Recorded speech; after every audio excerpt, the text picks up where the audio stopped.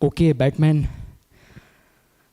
चलिए ladies and gentleman, हम आज डिस्कशन में मिले हैं, कुछ अच्छी चीज़ें डिस्कस करेंगे। प्रोफेशनल एथिक्स जो कि हमारा एक काफ़ी बड़ा टॉपिक हो जाता है सीए फाइनल का। यहाँ पर हम बहुत सारे क्वेश्चंस हमको सॉल्व करने पड़ते हैं और जब हमारे पास समय कम होता है तो उस वक्त पे क्वेश्चन सॉल्व करना काफ़ी मुश्किल हो जाता है। तो उस टाइम पे अगर हमें बार बार क्वेश्चन को सॉल्व ना करना पड़े और हमें कुछ बुलेट पॉइंट्स मिल जाएं तो कितना सही होगा ना। सारे 150-200 क्वेश्चन जो प्रोफेशनल एथिक्स के रहते हैं वो सारे के सारे हम फटाफट से रिवाइज कर पाएंगे, है ना। हमको A category, B category, C category ऐसे मार्क नहीं करना पड़ेगा, हम सब सारे क्वेश्चंस को रिवाइज करेंगे। तो उसके लिए जैसा हमने ऑलरेडी अनाउंस किया था तभी बता दिया था कि 5 पेजेस में, सिर्फ और सिर्फ 5 पेजेस में प्रोफेशनल एथिक्स के जो क्वेश्चंस हैं वो हम कवर कराने वाले हैं। तो पीडीएफ जो हमारे इस क्वेश्चंस की है, जो कि मैं यूज़ करने वाला हूँ यहाँ पर, वो पीडीएफ आपको टेलीग्राम चैनल पे मिल जाएगी। मैंने कमेंट बॉक्स में लिंक भी पिन कर दिया है, वहाँ से आप डाउनलोड कर सकते हो। और उसके अलावा बाकी जो भी डिटेल्स हैं हम यहाँ पे डिस्कस कर ही लेते हैं। तो पीडीएफ को सामने खोल लो, ठीक है, उसके बाद शुरू करते हैं। बाकी स्क्रीन पे तो दिखाऊंगा पीडीएफ, तो कोई दिक्कत है भी नहीं। चलिए, इससे पहले कि हम डिस्कशन में जाएं, सबसे पहली बात जो मैं बता देना चाहता हूँ, एक बार हम बुक पे जाते हैं और बुक पे जाके देख लेते हैं कि भैया प्रोफेशनल एथिक्स में हम क्या डिस्कस करने वाले हैं। जो हमारे शेड्यूल्स टू द एक्ट होते हैं, ये शेड्यूल्स टू द एक्ट है। जस्ट अ सेकेंड, ये जो हमारे शेड्यूल्स टू द एक्ट आप सभी को स्क्रीन पे दिख रहे हैं, इन शेड्यूल्स से रिलेटेड जो भी क्वेश्चंस हैं वो सारे क्वेश्चंस हम आज करने वाले हैं इस वीडियो में, ठीक है जी। तो हमारा फर्स्ट शेड्यूल है एंड इसके बाद सेकंड शेड्यूल है। फर्स्ट शेड्यूल में 4 पार्ट्स हैं और सेकंड शेड्यूल में 3 पार्ट्स हैं। तो इसी तरीके से हमने सीक्वेंस वाइज क्वेश्चंस को डाला हुआ है, उन्हीं सीक्वेंस में जाके हम सब क्वेश्चंस को एक बार देख लेंगे, उनका ग्लिम्स हम ले लेते हैं। चलिए, अच्छा, बिफोर आई स्टार्ट एक बात है जो बता देता हूँ, ध्यान रखना कि ये जो क्वेश्चंस हैं, ये क्वेश्चंस जो हैं हमने इनको काफ़ी ज़्यादा समराइज़ किया है, ठीक है। क्वेश्चन की जो कंक्लूसिव लाइन होती है ना, गिल्टी है या फिर नॉट गिल्टी है, ऐसी जो चीज़ें होती हैं वो बातें हमने यहाँ पे इस पीडीएफ में लिखी है, ठीक है जी। तो इसका मतलब ये बिल्कुल भी नहीं है कि आप क्वेश्चन आंसर सॉल्व ही नहीं करेंगे, आप सिर्फ इतना जो ये दिख रहा है सिर्फ इतना ही पढ़ के जाएंगे और इस बेसिस पे आपको मार्क्स मिल जाएंगे। तो ऐसे किसी भी प्रकार के उसमें आप मत रहना, ठीक है। हमें पहले पूरे क्वेश्चंस अगर आपने एक बार पढ़ रखे हैं, कॉन्सेप्ट अच्छे से पढ़ रखे हैं, उसके बाद रिवाइज करने के लिए आप ये 5 पेजेस की पीडीएफ को इस्तेमाल कर सकते हो, ठीक है। वो सारे नोट्स हमने यहाँ पे दे दिए हैं कि किस तरीके से आपको इस पीडीएफ को फॉलो करना है, ठीक है। चलो, ये देखिए, ये 5 पेजेस ही हैं, आपको 6-7 दिख रहे होंगे क्योंकि हमने थोड़ा सा कॉन्टेंट यहाँ वहाँ किया है, तो पीडीएफ 6 पेज की हो गई, बट इट्स ओके। चलो, सबसे पहले शेड्यूल 1 की बात कर ले। क्या शेड्यूल 1 की हम बात करेंगे और दूसरी शेड्यूल 2 हम शुरू करेंगे थोड़े से देर में। शेड्यूल 1 में 4 पार्ट्स हैं, तो पहला पार्ट हम शुरू करने वाले हैं।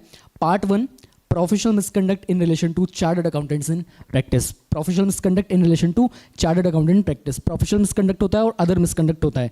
तो दोनों शेड्यूल्स के जो आखिरी वाला पार्ट है, पहले शेड्यूल का 4th पार्ट और दूसरे वाले शेड्यूल का 3rd पार्ट, वो दोनों किसकी बात करते हैं? वो बात करते हैं अदर मिसकंडक्ट की। लेकिन अभी हम बात करने वाले प्रोफेशनल मिसकंडक्ट के क्वेश्चंस के बारे में। तो सबसे पहला क्वेश्चन, और काफ़ी आजकल पूछे जाना वाला क्वेश्चन आईसीए के द्वारा, वो है while filing empanelment form including derivative trading income also in XML file. Empanelment form एक सीए इन प्रैक्टिस फाइल कर रहे थे, उसके साथ साथ उनको कोई डिस्क्लोजर देने थे उस फॉर्म में, तो उन्होंने डेरिवेटिव ट्रेडिंग इनकम को भी वहाँ पर एक्सएमएल फाइल में दिखाया हुआ था। तो क्या इसमें अपने से सवाल ये पूछा गया था, क्या वो इक्विटी डेरिवेटिव्स में, उसके अलावा करेंसी डेरिवेटिव्स में ट्रेडिंग कर सकते हैं अपनी पर्सनल कैपेसिटी में? जी हाँ, तो उन्होंने बोला था आंसर में कि हाँ ये अलाउड है। आप इक्विटी डेरिवेटिव्स में, उसके अलावा करेंसी डेरिवेटिव्स, दोनों में ही आप क्या कर सकते हो, आप ट्रेड कर सकते हो, लेकिन professionally it is not allowed. मतलब किसी और का फंड मैनेज करके आप डेरिवेटिव्स ट्रेडिंग नहीं कर सकते, पर्सनल कैपेसिटी में आप कुछ भी कर सकते हैं। इसके अलावा जो कमोडिटी डेरिवेटिव्स होते हैं, कमोडिटी डेरिवेटिव्स किसी भी चीज़ में अलाउड नहीं है, ना पर्सनल में अलाउड है, ना ही प्रोफेशनल कैपेसिटी में अलाउड है मेंबर इन प्रैक्टिस को, ठीक है जी। दूसरी बात, तो यहाँ पे ये गिल्टी किस में माना जाएगा? अगर इसने ये सारी चीज़ों में ट्रेड किया होगा तो प्रोफेशनल कैपेसिटी में, वो clause number 11 part number 1 schedule number 1 के अंतर्गत उसको माना जाएगा that he is involved in other business and occupation, ठीक है। दूसरी बात, delegation of authority bye CA in practice. अभी हम पार्ट 1 की बात कर रहे हैं, शेड्यूल 1 की बात कर रहे हैं, तो यहाँ पर हम किसकी बात करेंगे? मेंबर्स इन प्रैक्टिस की बात करेंगे।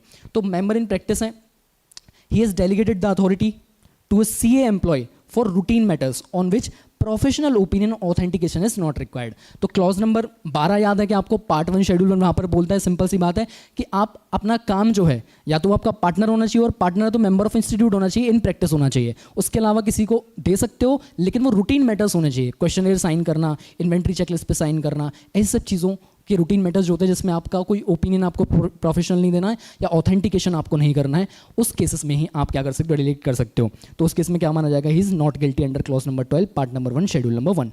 ठीक है जी। तीसरी बात, कोई सीए इन प्रैक्टिस है, can he become MD, whole time director, MD और manager in any body corporate. He can become if that body corporate is exclusively involve in management consultancy services. उस केसेस में वो क्या हो सकता है, MD बन सकता है, डब्ल्यूटीडी बन सकता है, डायरेक्टर बन सकता है, मैनेजर बन सकता है, और उसके साथ साथ वो अपने अटेस्ट फंक्शन को भी क्या कर सकता है, कंटिन्यू कर सकता है। और ये अलाउड है। किस क्लॉज के अंदर आता है, clause number 1 part number 1 schedule number 1। वहाँ पर किसकी बात करते हैं, अदर बिजनेस एंड ऑक्यूपेशंस की। ठीक है जी। इसके अलावा इसके बारे में बात कि जो स्पेसिफिकली एग्जामिशन दी गई है ना मैनेजमेंट कंसल्टेंसी के बारे में, वो बात clause number 17 of council general guidelines 2008 में स्पेसिफिकली बोली गई है। तो दोनों चीज़ों का रेफरेंस आपको आंसर में लिख के आना पड़ेगा। चलिए, उसके बाद सी एन प्रैक्टिस की बात है।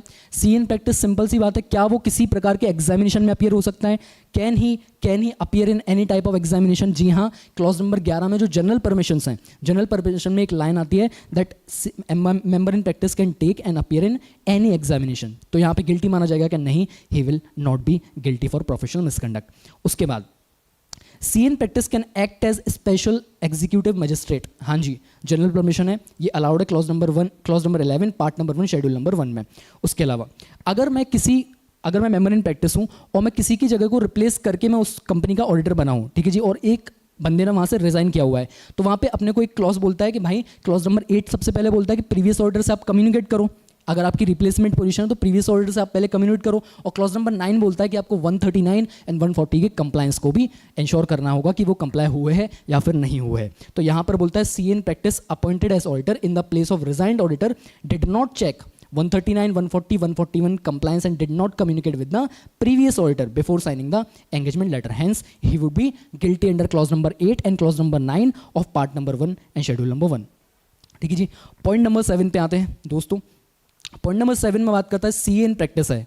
कौन है भाई, सी एन प्रैक्टिस है, he is responding to tenders exclusively reserve for services provided by the CAs. कर सकता है क्या, अगर एक्सक्लूसिवली सीएस के लिए है, एक्सक्लूसिवली सीएस के लिए तो आप टेंडर को रिस्पॉन्ड कर ही नहीं सकते। लेकिन हाँ कर सकते हो अगर वहाँ पर मिनिमम जो फीस है ना वो वहाँ पर डाली गई है, मिनिमम फीस डाली गई हो तब फिर आप कर सकते हो, अदरवाइज आप नहीं कर सकते। लेकिन इस केस में क्या है, वहाँ पे मैक्सिमम फीस दी हुई थी, तो क्या उसने रिस्पॉन्ड किया, तो क्या गिल्टी है, नॉन गिल्टी है, he would be guilty under clause number 6 part number 1 schedule number 1 and council general guidelines 2008। ठीक है जी। सी एन प्रैक्टिस है, ठीक है जी, वो अपनी प्राइवेट कोचिंग का, वो प्रैक्टिस में भी है और अपनी प्राइवेट कोचिंग का एडवर्टीजमेंट भी करता है। तो क्या ये अलाउड है, नहीं, ये इंडायरेक्ट सॉलिसिटेशन कहलाता है, उसके अंतर्गत वो क्या माना जाएगा, गिल्टी माना जाएगा clause number 6 part number 1 schedule number 1 के अंदर। ठीक है जी। अब एक सी एन प्रैक्टिस है, ठीक है, उसको वापस से अपॉइंट नहीं करना था एज एन ऑडिटर किसी कंपनी को, तो उनके एजीएम में उन्होंने उसको बुलाया। तो जैसे अपने कंपनीज एक्ट बोलता है ना, एक राइट देता है कि you have the right to representation in the AGM. तो वहाँ पे जनरल मीटिंग में जाके उसने एजीएम में जाके बोला कि मैंने इस कंपनी को इनके इंटरनल कंट्रोल्स को इंप्रूव कराने में, डिज़ाइन कराने में मदद करी थी। तो क्या ये चीज़ अलाउड है, नहीं। आप किसी भी प्रकार की नीडलेस पब्लिसिटी नहीं कर सकते। इसके वजह से उसको क्या मानेंगे, उसके वजह से उसको मानेंगे guilty under clause number 6 part number 1 schedule number 1। पढ़ लेंगे क्या एक बार। CA in practice, in AGM it is decided not to be reappointed as an auditor. He submitted his representation for circulation, mentioning he contributed in improving the control. Hence, it would be called as needless publicity as per SA 100, section 140, and hence he would be guilty under clause number 6, part number 1, schedule number 1. इतना समझा क्या? ठीक है जी। चलिए आगे जाते हैं। क्लॉज नंबर 10 पे आएंगे। क्लॉज नंबर 10 में बोला एक CA in practice है। सीएन प्रैक्टिस को एक होल्डिंग कंपनी अप्रोच करती है, बोलती है कि एक काम करो, आप मेरे डायरेक्टर बन जाओ, मेरी कंपनी के डायरेक्टर बन जाओ आप। लेकिन ये भी बताती है, और उस डायरेक्टर जिसको ये ऑफर करना है सीएन प्रैक्टिस को, उसको ये बात भी पता है कि director in holding company of a company in which he और हिज पार्टनर्स आर ऑडिटर्स। जो होल्डिंग कंपनी है उसकी जो सब्सिडरी कंपनी है, जिस होल्डिंग कंपनी के आप डायरेक्टर बनने के लिए जा रहे हैं, उसकी जो सब्सिडरी कंपनी है ना, वो सब्सिडरी कंपनी के जो ऑडिटर है ना, वो तुम्हारे ही पार्टनर हैं। या तुम्हारे फर्म के ही लोग हैं, तो क्या वहाँ पे आप एज अ डायरेक्टर अपॉइंट हो सकते हो? अगर आप करोगे उस केस में आपको गिल्टी माना जाएगा। Clause number 11 part number 1 schedule number 1 के अंतर्गत। ठीक है जी, आगे चलते हैं। सी इन प्रैक्टिस है, सी इन प्रैक्टिस है, he is writing to organisations, वो ऑर्गेनाइजेशन को लेटर भेज रहा है, व्हाट्सएप कर रहा है, व्हाट्सएप रोविंग इंक्वायरीज इनको कहते हैं। वो क्या बोल रहा है भाई, जस्ट अ सेकेंड, वो क्या बोल रहे हैं कि भैया आपके पैनल पे क्या कोई जगह है हमारे लिए? उनका पैनल रहता है किसी भी काम को कराने के लिए, सर्टेन पैनल्स बनाते हैं, मल्टीपल लोग वहाँ पे रहते हैं, फिर टेंडर करते हैं, वैसे करके। तो पैनल के लिए वो इंक्वायरीज भेज रहा है कि भैया कोई पैनल एग्जिस्ट करता है क्या, ऐसे करके इंक्वायरीज भेजा। अलाउड है क्या? नहीं, रोविंग इंक्वायरीज अलाउड नहीं है, hence he would be guilty under clause number 6 part number 1 schedule number 1। Point number हमारा कौन सा? 11 12 11 बता के मेरा खत्म हो गया। आप कमेंट्स जरा देखते हैं किसने क्या कमेंट किया है भाई। Someone is asking something. What is the Varun Mittal? What is the best way to watch this video? I mean, could I cover this just after going through my notes, or should I first complete questions? Varun भाई आप एक काम कर सकते हो, concept cover करने के बाद पहले वीडियो देख लेना, पीडीएफ को पढ़ लेना, फिर उसके बाद आप क्वेश्चन सॉल्व कर लेना। ठीक है, तो आपको हर एक क्वेश्चन का कंक्लूजन पता होगा कि हाँ ठीक है भाई लास्ट में कंक्लूजन क्या लिखना है, लेकिन आपको जो प्रेजेंटेशन है वो आपको क्वेश्चन आंसर से ही पता चलेगी। आई होप आपका डाउट क्लियर हुआ। चलो टाइम वेस्ट नहीं करेंगे ज़्यादा, थोड़ा सा आगे बढ़ेंगे। क्लॉज नंबर कहाँ पे थे हम? 12 पे थे। सी इन प्रैक्टिस है, पहले ही बता दिया था, क्या कमोडिटी डेरिवेटिव्स में ट्रेड कर सकता है, चाहे पर्सनल हो चाहे प्रोफेशनल हो, किसी भी केस में सी इन प्रैक्टिस कमोडिटी डेरिवेटिव्स में तो डील नहीं कर सकता। अगर उसको करना है तो he would have to get the specific permission, in that case he would be guilty under clause number 11 part number 1 schedule number 1। चलिए क्लॉज नंबर 13 पे आ जाइए, सॉरी पॉइंट नंबर 13 पे। Okay, point number 13, CA in practice, उसने अपने CA employ को, ध्यान रखना वो क्या बोल रहा है, he has ordered his CA employ to sign the certificate, not his partner. कौन है उसका? एम्प्लॉय है। क्लॉज नंबर 12 क्या बोलता है? मेंबर ऑफ इंस्टीट्यूट होना चाहिए, प्रैक्टिस होना चाहिए और उसका पार्टनर भी होना चाहिए। लेकिन ये क्या बोला है, वो उसका एम्प्लॉय है। सीए है तो क्या हुआ, पार्टनर नहीं है ना भाई, मेंबर इन प्रैक्टिस नहीं है ना भाई, तो उस केस में आप उसको अलाउ नहीं कर सकते। ही would be guilty under clause number 12 part number 1 schedule number 1। इतना हुआ हमारा। कौन सा क्वेश्चन नंबर 13 भी हमारा हो गया। देव पूछ रहे हैं पीई में सर क्वेश्चंस रिपीट होते हैं क्या? देव भाई होते हैं क्वेश्चंस रिपीट, बट अगर 4 क्वेश्चंस पूछे जाए तो उसमें से ये मान के चलो कि 2 या 3 रिपीट हो जाएंगे, एक आधा नया क्वेश्चंस तो हर बार ऐसे ही फेंक के मारेगा, तो ऐसा है कुछ। चलो 14th पे आते हैं, audit fees as percentage of profits. कौन सा क्लॉज लगता है भाइयों, ध्यान करो, क्लॉज नंबर 10 लगता है। क्लॉज नंबर 10 लगता है पार्ट नंबर 1 का शेड्यूल नंबर 1 का, जहाँ पे परसेंटेज बेसिस पे बात की जाती है। कंटिजेंट फाइंडिंग्स जो होती है उसके बेस पे, परसेंटेज के बेस पे हम अपनी फीस डिसाइड करते हैं। तो वहाँ पर याद आ रहा है कुछ एक्सेप्शंस दिए होते हैं। तो यहाँ पे आपसे सवाल पूछा गया है कि क्या कॉर्पोरेट सोसाइटी का जो ऑडिट फीस है वो परसेंटेज ऑफ प्रॉफिट्स बेसिस पे ले सकते हो क्या? ले सकते हो क्या? जी हाँ, एक्सेप्शंस जो दिए हैं, एग्जम्पशंस जो हैं, उसमें कॉर्पोरेट सोसाइटी आती है। उसके पेड अप शेयर कैपिटल के बेस पे, नेट प्रॉफिट के बेस पे, ग्रॉस प्रॉफिट के बेस पे आप उसकी फीस चार्ज कर सकते हो परसेंटेज बेसिस। तो यहाँ पे गिल्टी होगा क्या? No, he would not be guilty under clause number 10 part number 1 schedule number 1।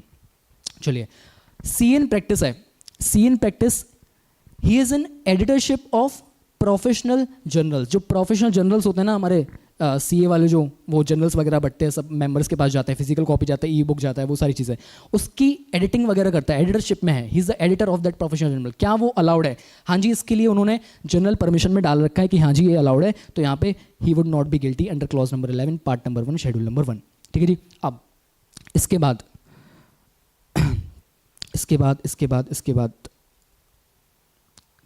अपना 16th नंबर पे आ जाओ। C in practice sharing fees with advocate, advocate के साथ फीस शेयर करता है। इथिक्स के शेड्यूल्स जब आप पढ़ने शुरू करते हो तो पहले ही 2 क्लॉज इसके बारे में बात करते हैं। पहला, दूसरा, तीसरा जो क्लॉज रहते हैं, पहला दूसरा क्लॉज, जो दूसरा और तीसरा क्लॉज रहता है वो इसके बारे में बात करता है, या तो शेयर कर रहे हो या फिर किसी से आप ले रहे हो शेयर, ऐसी कोई भी बात है तो यहाँ पे क्या माना जाएगा? गिल्टी माना जाएगा, गिल्टी माना जाएगा। लेकिन उसके कुछ एग्जम्पशंस दे रखे हैं कि कुछ लोग होते हैं जिनसे आप शेयर फीस कर सकते हो, कुछ अदर प्रोफेशनल रिकॉग्नाइज प्रोफेशनल्स हैं जो कि आईसीए ने रिकॉग्नाइज कर रखे, तो उनसे कर सकते हैं। उसमें बार काउंसिल मेंबर्स आते हैं क्या? हाँ जी आते हैं, एडवोकेट आते हैं। और यहाँ पे क्या बोला, he sharing the fees with advocate, तो in that case he would not be guilty under clause number 2 clause number 2 and clause number 3 part number 1 schedule number 1। इसके अंतर्गत उसको गिल्टी नहीं माना जाएगा। चलिए सीए इन प्रैक्टिस है, he is acting as secretary to CG, state government, central government, court of law, legal authority, not on salary cum full time basis. Salary cum full time basis पे नहीं है, मतलब हमेशा काम तो नहीं करता है वहाँ, ठीक है, तो इसको बेसिकली पार्ट टाइम टाइप का कुछ बोल सकते हैं। लेकिन सिंस वो सीजी वगैरह के साथ है, गवर्नमेंट के साथ है, उस केस में आईसीआई ने बोला कि ठीक है भाई, इनको गिल्टी नहीं मानेंगे, बस आप फुल टाइम बेसिस पर वहाँ मत जाना, सैलरी बेसिस पर आप वहाँ पे मत जाना, salary cum full time basis मत जाना। अगर ऐसा आप without salary cum full time basis पे हो, वहाँ पे एक्टिंग एज अ सेक्रेटरी कुछ ऐसा काम कर रहे हो, इन दैट केस आपको क्या माना जाएगा, नॉट गिल्टी माना जाएगा। Clause number 11 part number 1 schedule number 1, ठीक है जी। इसके बाद 18 पे आते हैं, सीए इन प्रैक्टिस है। ही हैज टेकन, एक उसने एंगेजमेंट लिया जहां पर he has to do the representation for a non audit client. एक नॉन ऑडिट क्लाइंट है, नॉन ऑडिट क्लाइंट है, उसके लिए क्या किया उसने, टैक्स रिप्रेजेंटेशन की सर्विस दी, टैक्स केस का कुछ रिप्रेजेंटेशन किया और उसके लिए उसने परसेंटेज बेसिस पे फीस चार्ज करी, परसेंटेज बेसिस पे फीस चार्ज करी। तो जब आप क्लॉज नंबर 10 के जो एग्जाम्शंस दे रखे हैं वहाँ पे आप पढ़ोगे तो लास्ट में एक लाइन आती है जहाँ पे बोलता है एज काउंसिल डिसाइड्स, ऐसे करके आता है। तो काउंसिल ने कुछ चीज़ें डिसाइड करी हैं जिसके लिए काउंसिल ने बोला कि जहाँ पर टैक्स रिप्रेजेंटेशन सर्विस आप प्रोवाइड कर रहे हो, it comes under non assurance services. तो non assurance services to non audit clients, अगर ऐसी चीज़ होती है तो उस केस में आप परसेंटेज बेसिस पे फीस चार्ज कर सकते हो। तो उसी के अंतर्गत ये आ जाता है non assurance service to non audit client. इस केस में he would not be guilty under clause number 10 part number 1 schedule number 1, ठीक है जी। अब सी इन प्रैक्टिस है, क्या सी इन प्रैक्टिस जीएसटी ऑडिटर बनने के लिए, जीएसटी ऑडिटर बनने के लिए कोई टेंडर आया तो क्या उसका रिप्लाई कर सकता है? हाँ जी कर सकता है, because GST auditor is not a field which is exclusively reserve for chartered accountants in practice. इसके वजह से वो उसका रिस्पॉन्स कर सकता है because it is a non exclusive area, hence he would not be guilty under clause number 6 part number 1 schedule number 1। चलिए next question number 20। Question number 20 में बोल रहा है he is responded to a tender, tender को response किया और वो कैसा था, नॉन एक्सक्लूसिव एरिया था। अगर नॉन एक्सक्लूसिव एरिया है तो क्या मैं रिस्पॉन्ड कर सकता हूँ? हाँ मैं रिस्पॉन्ड कर सकता हूँ अगर मैं मेंबर इन प्रैक्टिस हूँ तो।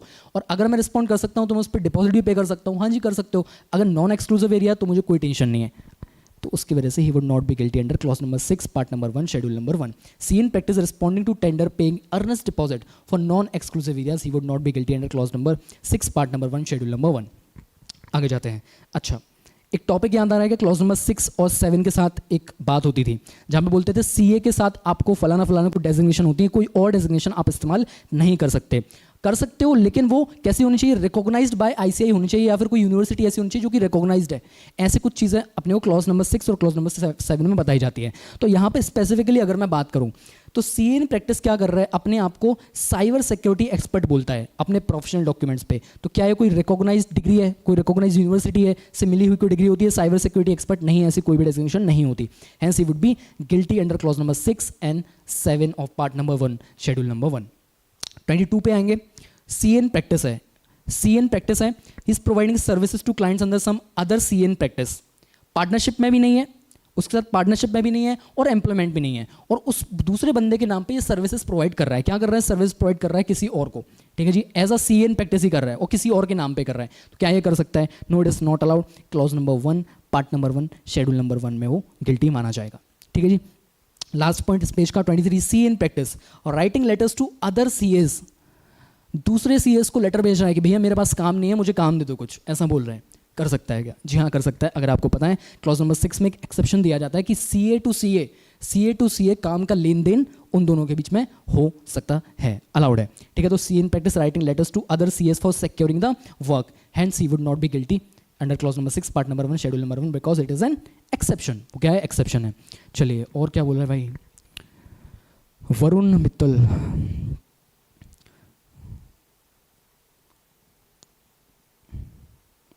वरुण हम ट्राई करेंगे कि पी एस के आंसर कैसे लिखने हैं उस पर वीडियो बनाएं, बिकॉज हाँ ठीक है ट्राई करेंगे, हम इस पर वीडियो बनाएंगे आने वाले समय में। चलिए आगे जाते हैं, अगले पेज पे आ जाओ। अब हमें पढ़ना है पॉइंट नंबर 24 से। टोटल हमारे इसमें पॉइंट्स जो है वो पॉइंट्स हैं कितने? टोटल पॉइंट्स हमारे हैं 120 समथिंग पॉइंट्स हैं हमारे इस शीट में। हम धीरे धीरे करके कवर कर लेंगे और उसमें टोटल 150 एटलीस्ट 150 क्वेश्चन हमने कवर कराए हैं। चलो पॉइंट नंबर 24 देख ले क्या? पॉइंट नंबर 24 देखते हैं। सी एन प्रैक्टिस है, सिंपल सी बात है, टेंडर की बात अभी तक करके हम आ रहे थे, सेम क्वेश्चन रिपीट हुआ है। सी एन प्रैक्टिस है responding to tender open for other professional, non exclusive area है, कर सकता है रिस्पॉन्ड, जी हाँ कर सकता है, not guilty, clause number 6 part number 1 schedule number के अंदर। ठीक है जी, अगली बात, अब एक सी एन प्रैक्टिस है, ये क्वेश्चन ध्यान रखना, आईसीएआई ने एमटीपीआरटी में पूछ रखा है, हो सकता है वापस से रिपीट कर दे क्वेश्चंस को। तो यहाँ पे क्या हुआ था इस केस में मैं बता देता हूँ, क्वेश्चन में एक चीज़ हुई थी कि एक सी एन प्रैक्टिस है, उन्होंने अपनी कोई ब्रांड बनाई थी, उसका उन्होंने डोमेन वगैरह खरीदा हुआ था, और डोमेन सिंस उन्होंने परचेस कर लिया था, उन्होंने ट्रेडमार्क वगैरह करा लिया था, बट उसी नाम से किसी और को भी कंपनी बनानी थी। Now that CA in practice is out of that business, तो शी वांट्स कि someone else should do the business, तो कोई और ने वो ब्रांड खरीद ली, और जो डोमेन नेम वो इस्तेमाल कर रहे थे उस डोमेन नेम के अगेंस्ट में कंसिडरेशन में ये मैडम सी एन प्रैक्टिस जो थी ये चार्ज कर रही थी रॉयल्टी चार्ज कर रही थी। जब ऐसा केस होता है तो उसको अदर बिजनेस ऑक्यूपेशन माना जाता है, इसकी वजह से उन मैडम को गिल्टी माना जाएगा clause number 11 part number 1 schedule number 1 में। तो ध्यान रखना, ठीक है, ये क्वेश्चन अच्छा है, आ सकता है एग्जामिनेशन में।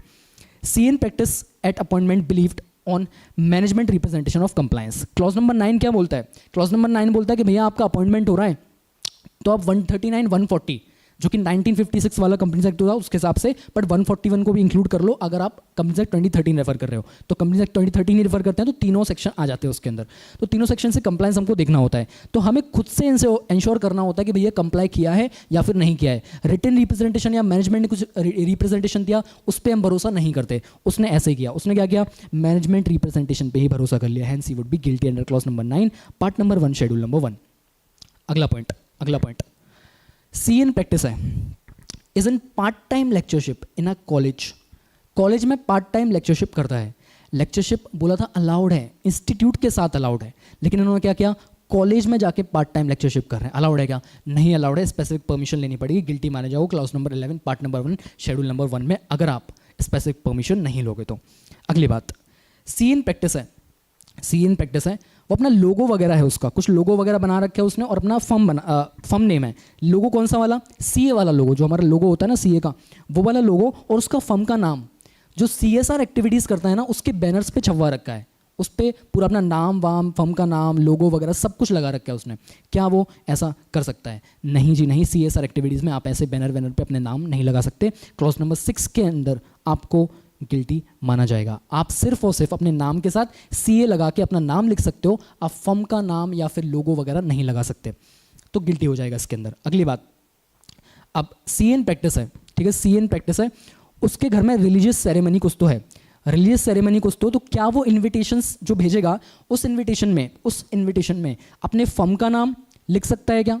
अपना खुद का नाम तो लिखेगा ही, उसके साथ अपने फर्म का नाम लिख सकता है क्या? हाँ लिख सकता है, काउंसिल ने बोला लिख सकता है, लेकिन वो सिर्फ और सिर्फ उसके रिलेटिव्स को ही भेजे जाएं, उसके फ्रेंड्स को ही भेजे जाएं और उसके ही क्लाइंट्स को भेजे जाएं। उनके अलावा ऐसा नहीं कि आप न्यूज़पेपर में छाप दो उसको, ऐसा नहीं कर सकते। फ्रेंड्स को भेजो, रिलेटिव्स को भेजो, इन सबको अगर भेजा है, क्लाइंट्स को भेजो, उस केस में अलाउड है, he would not be guilty under clause number 6 part number 1 schedule number 1। लेकिन अगर उल्टा हुआ इसका, किसी और के दोस्त को, मेरे दोस्त के दोस्त को मैं वो भेज रहा हूँ, इन्विटेशन भेज रहा हूँ जिसमें मेरे फर्म का नाम है, मेरा भी नाम है, तो क्या वो अलाउड है? नहीं, वो अलाउड नहीं हो। किसी और के क्लाइंट को, किसी और के रिश्तेदार को या किसी और के दोस्त को अगर मैं भेजूँ रिलीजियस सेरेमनी का इन्विटेशन, और मैं सी एन प्रैक्टिस हूँ, हाँ अपना नाम भी डाल रहा हूँ, फर्म का नाम भी डाल रहा हूँ, अलाउड है क्या? नो, नॉट अलाउड, गिल्टी माना जाएगा। तो ये दोनों पॉइंट्स एक साथ पढ़ना आप, ठीक है जी।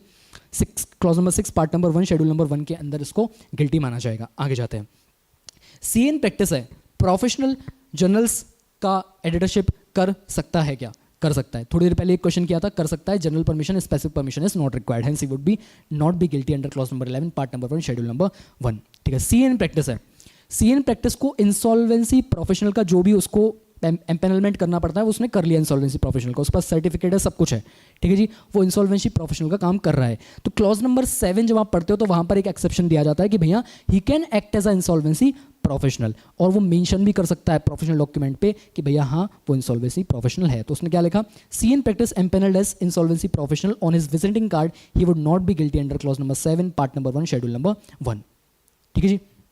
अगली बात पे आएंगे, पॉइंट नंबर 33 पे आएंगे। सी एन प्रैक्टिस है, वो किसके साथ पार्टनरशिप में हो सकते हैं क्या? हाँ जी हो सकते हैं, पार्टनरशिप में हो सकते हैं। Clause number 4 part number 1 schedule number 1 बात करता है।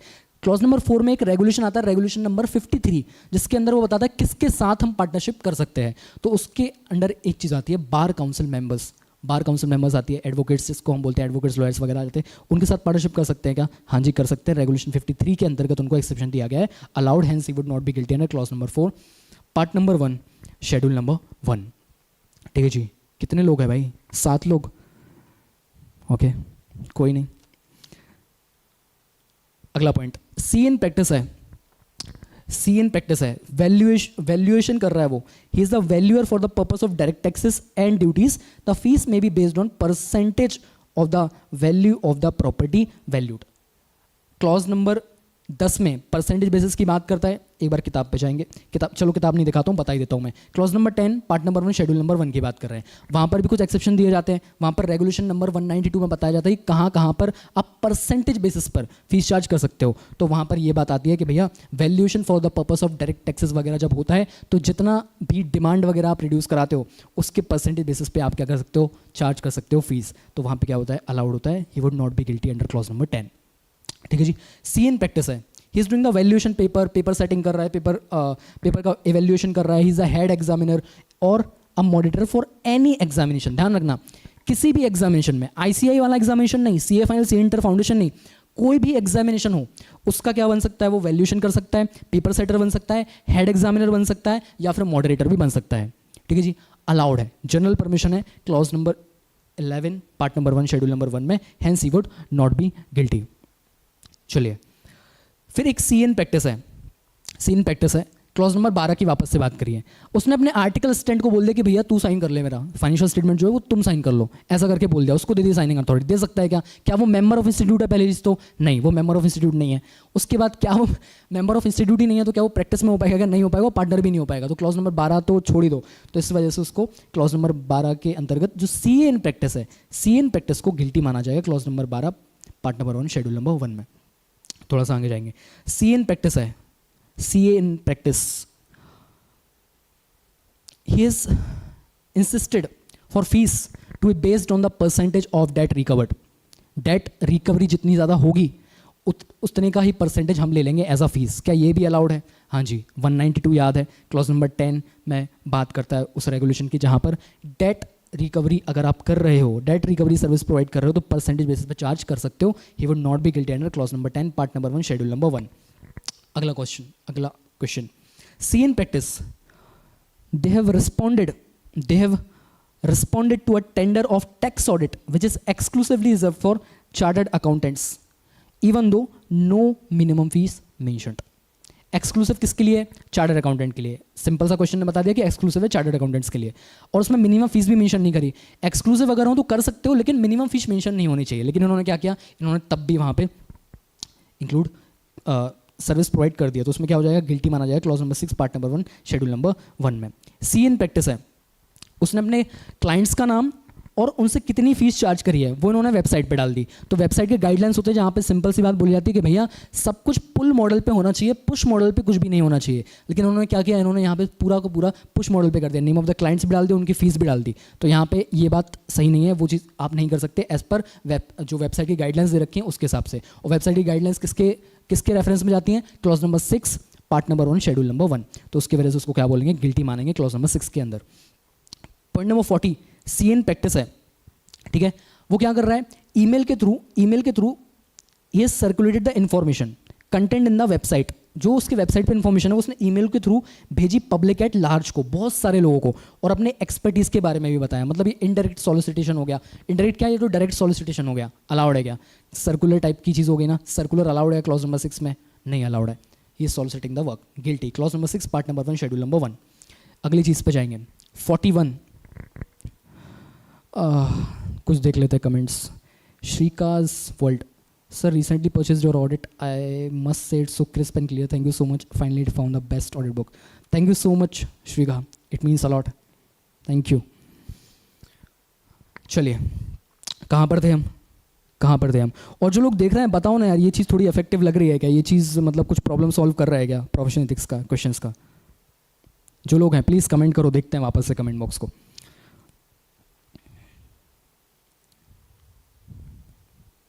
देखिए जो क्लॉज नंबर 40 हमने किया, क्वेश्चन नंबर 40 जो हमने किया, क्वेश्चन नंबर 40 के नीचे 41 भी दिया गया है। 41 और 40 और 41 जो तो हैं वो दोनों एक दूसरे से थोड़े थोड़े से जुड़े से है। देखो उनको, CA in practice sent mail to all the CAs in the country informing them of his services and was securing professional work. ऊपर वाले में क्या कर रहा था, वो पब्लिक एट लार्ज को भेज रहा था, नॉट स्पेसिफिकली सीएस। अगर सीएस को ही भेजा होता और सीएस से ही काम मांग रहा होता तब तो अलाउड था। क्लॉज नंबर 6 क्या बोलता है, ठीक है एग्जाम्पशन दिया सीए टू सीए आप कुछ भी लेन देन करो, लेकिन पब्लिक एट लार्ज को आप ईमेल्स वगैरह सर्कुलर्स नहीं भेज सकते। तो पहले वाले केस में गिल्टी था, यहाँ पर it is allowed since he is sending only to the CAs in the country, hence he would not be guilty under clause number 6 part number 1 schedule number 1। चलिए अगली चीज पे जाएंगे, सी इन प्रैक्टिस है, ये तो बता दिया मैंने। सी इन प्रैक्टिस है appointed to carry out the internal audit. CA in practice को क्या करने के लिए बुलाया, ध्यान से सुनना ये बात, ठीक है, यहाँ पे कंफ्यूज मत होना, ये थोड़ा सा कॉन्सेप्ट है। सीए इन प्रैक्टिस है, उसको बोला कि भैया आप हमारा इंटरनल ऑडिट कर दो, ठीक है इंटरनल ऑडिट कर दो। तो इंटरनल ऑडिट कर रहा था, लेकिन उसने क्या किया, he has failed to intimate to the statutory auditor. जो स्टैट ऑडिटर है उसको इंटीमेट करना भूल गया कि भैया मेरा अपॉइंटमेंट हुआ है, मैं भी हूँ यहाँ पे इस कंपनी में, कुछ तो करता हूँ मैं। क्या बताने की जरूरत है, क्लॉज नंबर 8 क्या बोलता है कि प्रीवियस ऑडिटर को आपको कम्युनिकेट करना पड़ेगा। क्या बोलता है, प्रीवियस ऑडिटर को आपको कम्युनिकेट करना पड़ेगा, लेकिन वो तभी बोलता है जब आप किसी को रिप्लेस करते हो, आप रिप्लेसमेंट पोजीशन में हो ना कि पैरेलल पोजीशन में हो। बट यहाँ पे किसकी बात कर रहा है वो, इंटरनल ऑडिटर अलग है, स्टेट ऑडिटर अलग है, दोनों पैरेलल पोजीशन है, रिप्लेसमेंट पोजीशंस नहीं है। तो क्या यहाँ पे अगर उसने इंटीमेट नहीं भी किया प्रीवियस ऑडिटर को तो क्या वो गिल्टी होगा, नहीं, he would not be guilty under clause number 8 part number 1 schedule number 1। 43 पर आएंगे, point number 43, CA in practice using titles like merchant banker, advisor, consultant to issue on personal documents like letter heads and visiting cards. Personal documents पे कर रहा है, allowed है क्या, नहीं allowed है, अलग से लिखता है clause number 7 part number 1 schedule number 1। C in practice है, सी इन प्रैक्टिस डिलीवर कर रहा है, स्पीच डिलीवर कर रहा है, ऐसा कुछ तो लाइव वाइव सेशन हो रहा है कहीं, तो अच्छा उसको बुलाया भारी। He told to the audience that he is a management expert. क्या बोलता है, मैं मैनेजमेंट एक्सपर्ट हूँ, and his firm provide services of taxation. हमारी फर्म टैक्सेशन की सर्विस भी प्रोवाइड करती है और हम रीजनेबल रेट्स पे सबसे कम किफायती दामों में हम आप सभी को सर्विस प्रोवाइड करते हैं। ऐसा कौन बोल रहा है, ऐसा बोल रहा है कौन, एक CA in practice speech deliver करते वक्त। ठीक है जी, क्या ये अलाउड है, नहीं अलाउड है, इसको इनडायरेक्ट सॉलिसिटेशन माना जाता है। तो he would be guilty under clause number 6 part number 1 schedule number 1। Point number 51, CA in practice है अपने प्रॉफिट्स का 1% उसके फर्म का जो 1% होता है उसके ओवर एंड अबव, जो भी paying 1% of profits of firm over and above the stipend to help the article clerk. क्या बोल रहा है, जो भी आर्टिकल क्लर्क हैं उनको अपने प्रॉफिट्स का 1% वो देता है over and above the stipend, जो स्टाइपेंड देता है उसके अलावा 1% ऑफ द प्रॉफिट का शेयर भी आर्टिकल क्लर्क्स को देता है। क्या ये अलाउड रहेगा, नहीं अलाउड है, आप शेयर कर ही नहीं सकते। ठीक है जी, क्लॉज नंबर 2 में कुछ एक्सेप्शन भी है, उनके अलावा या सीएस के अलावा आप उसको शेयर नहीं कर सकते।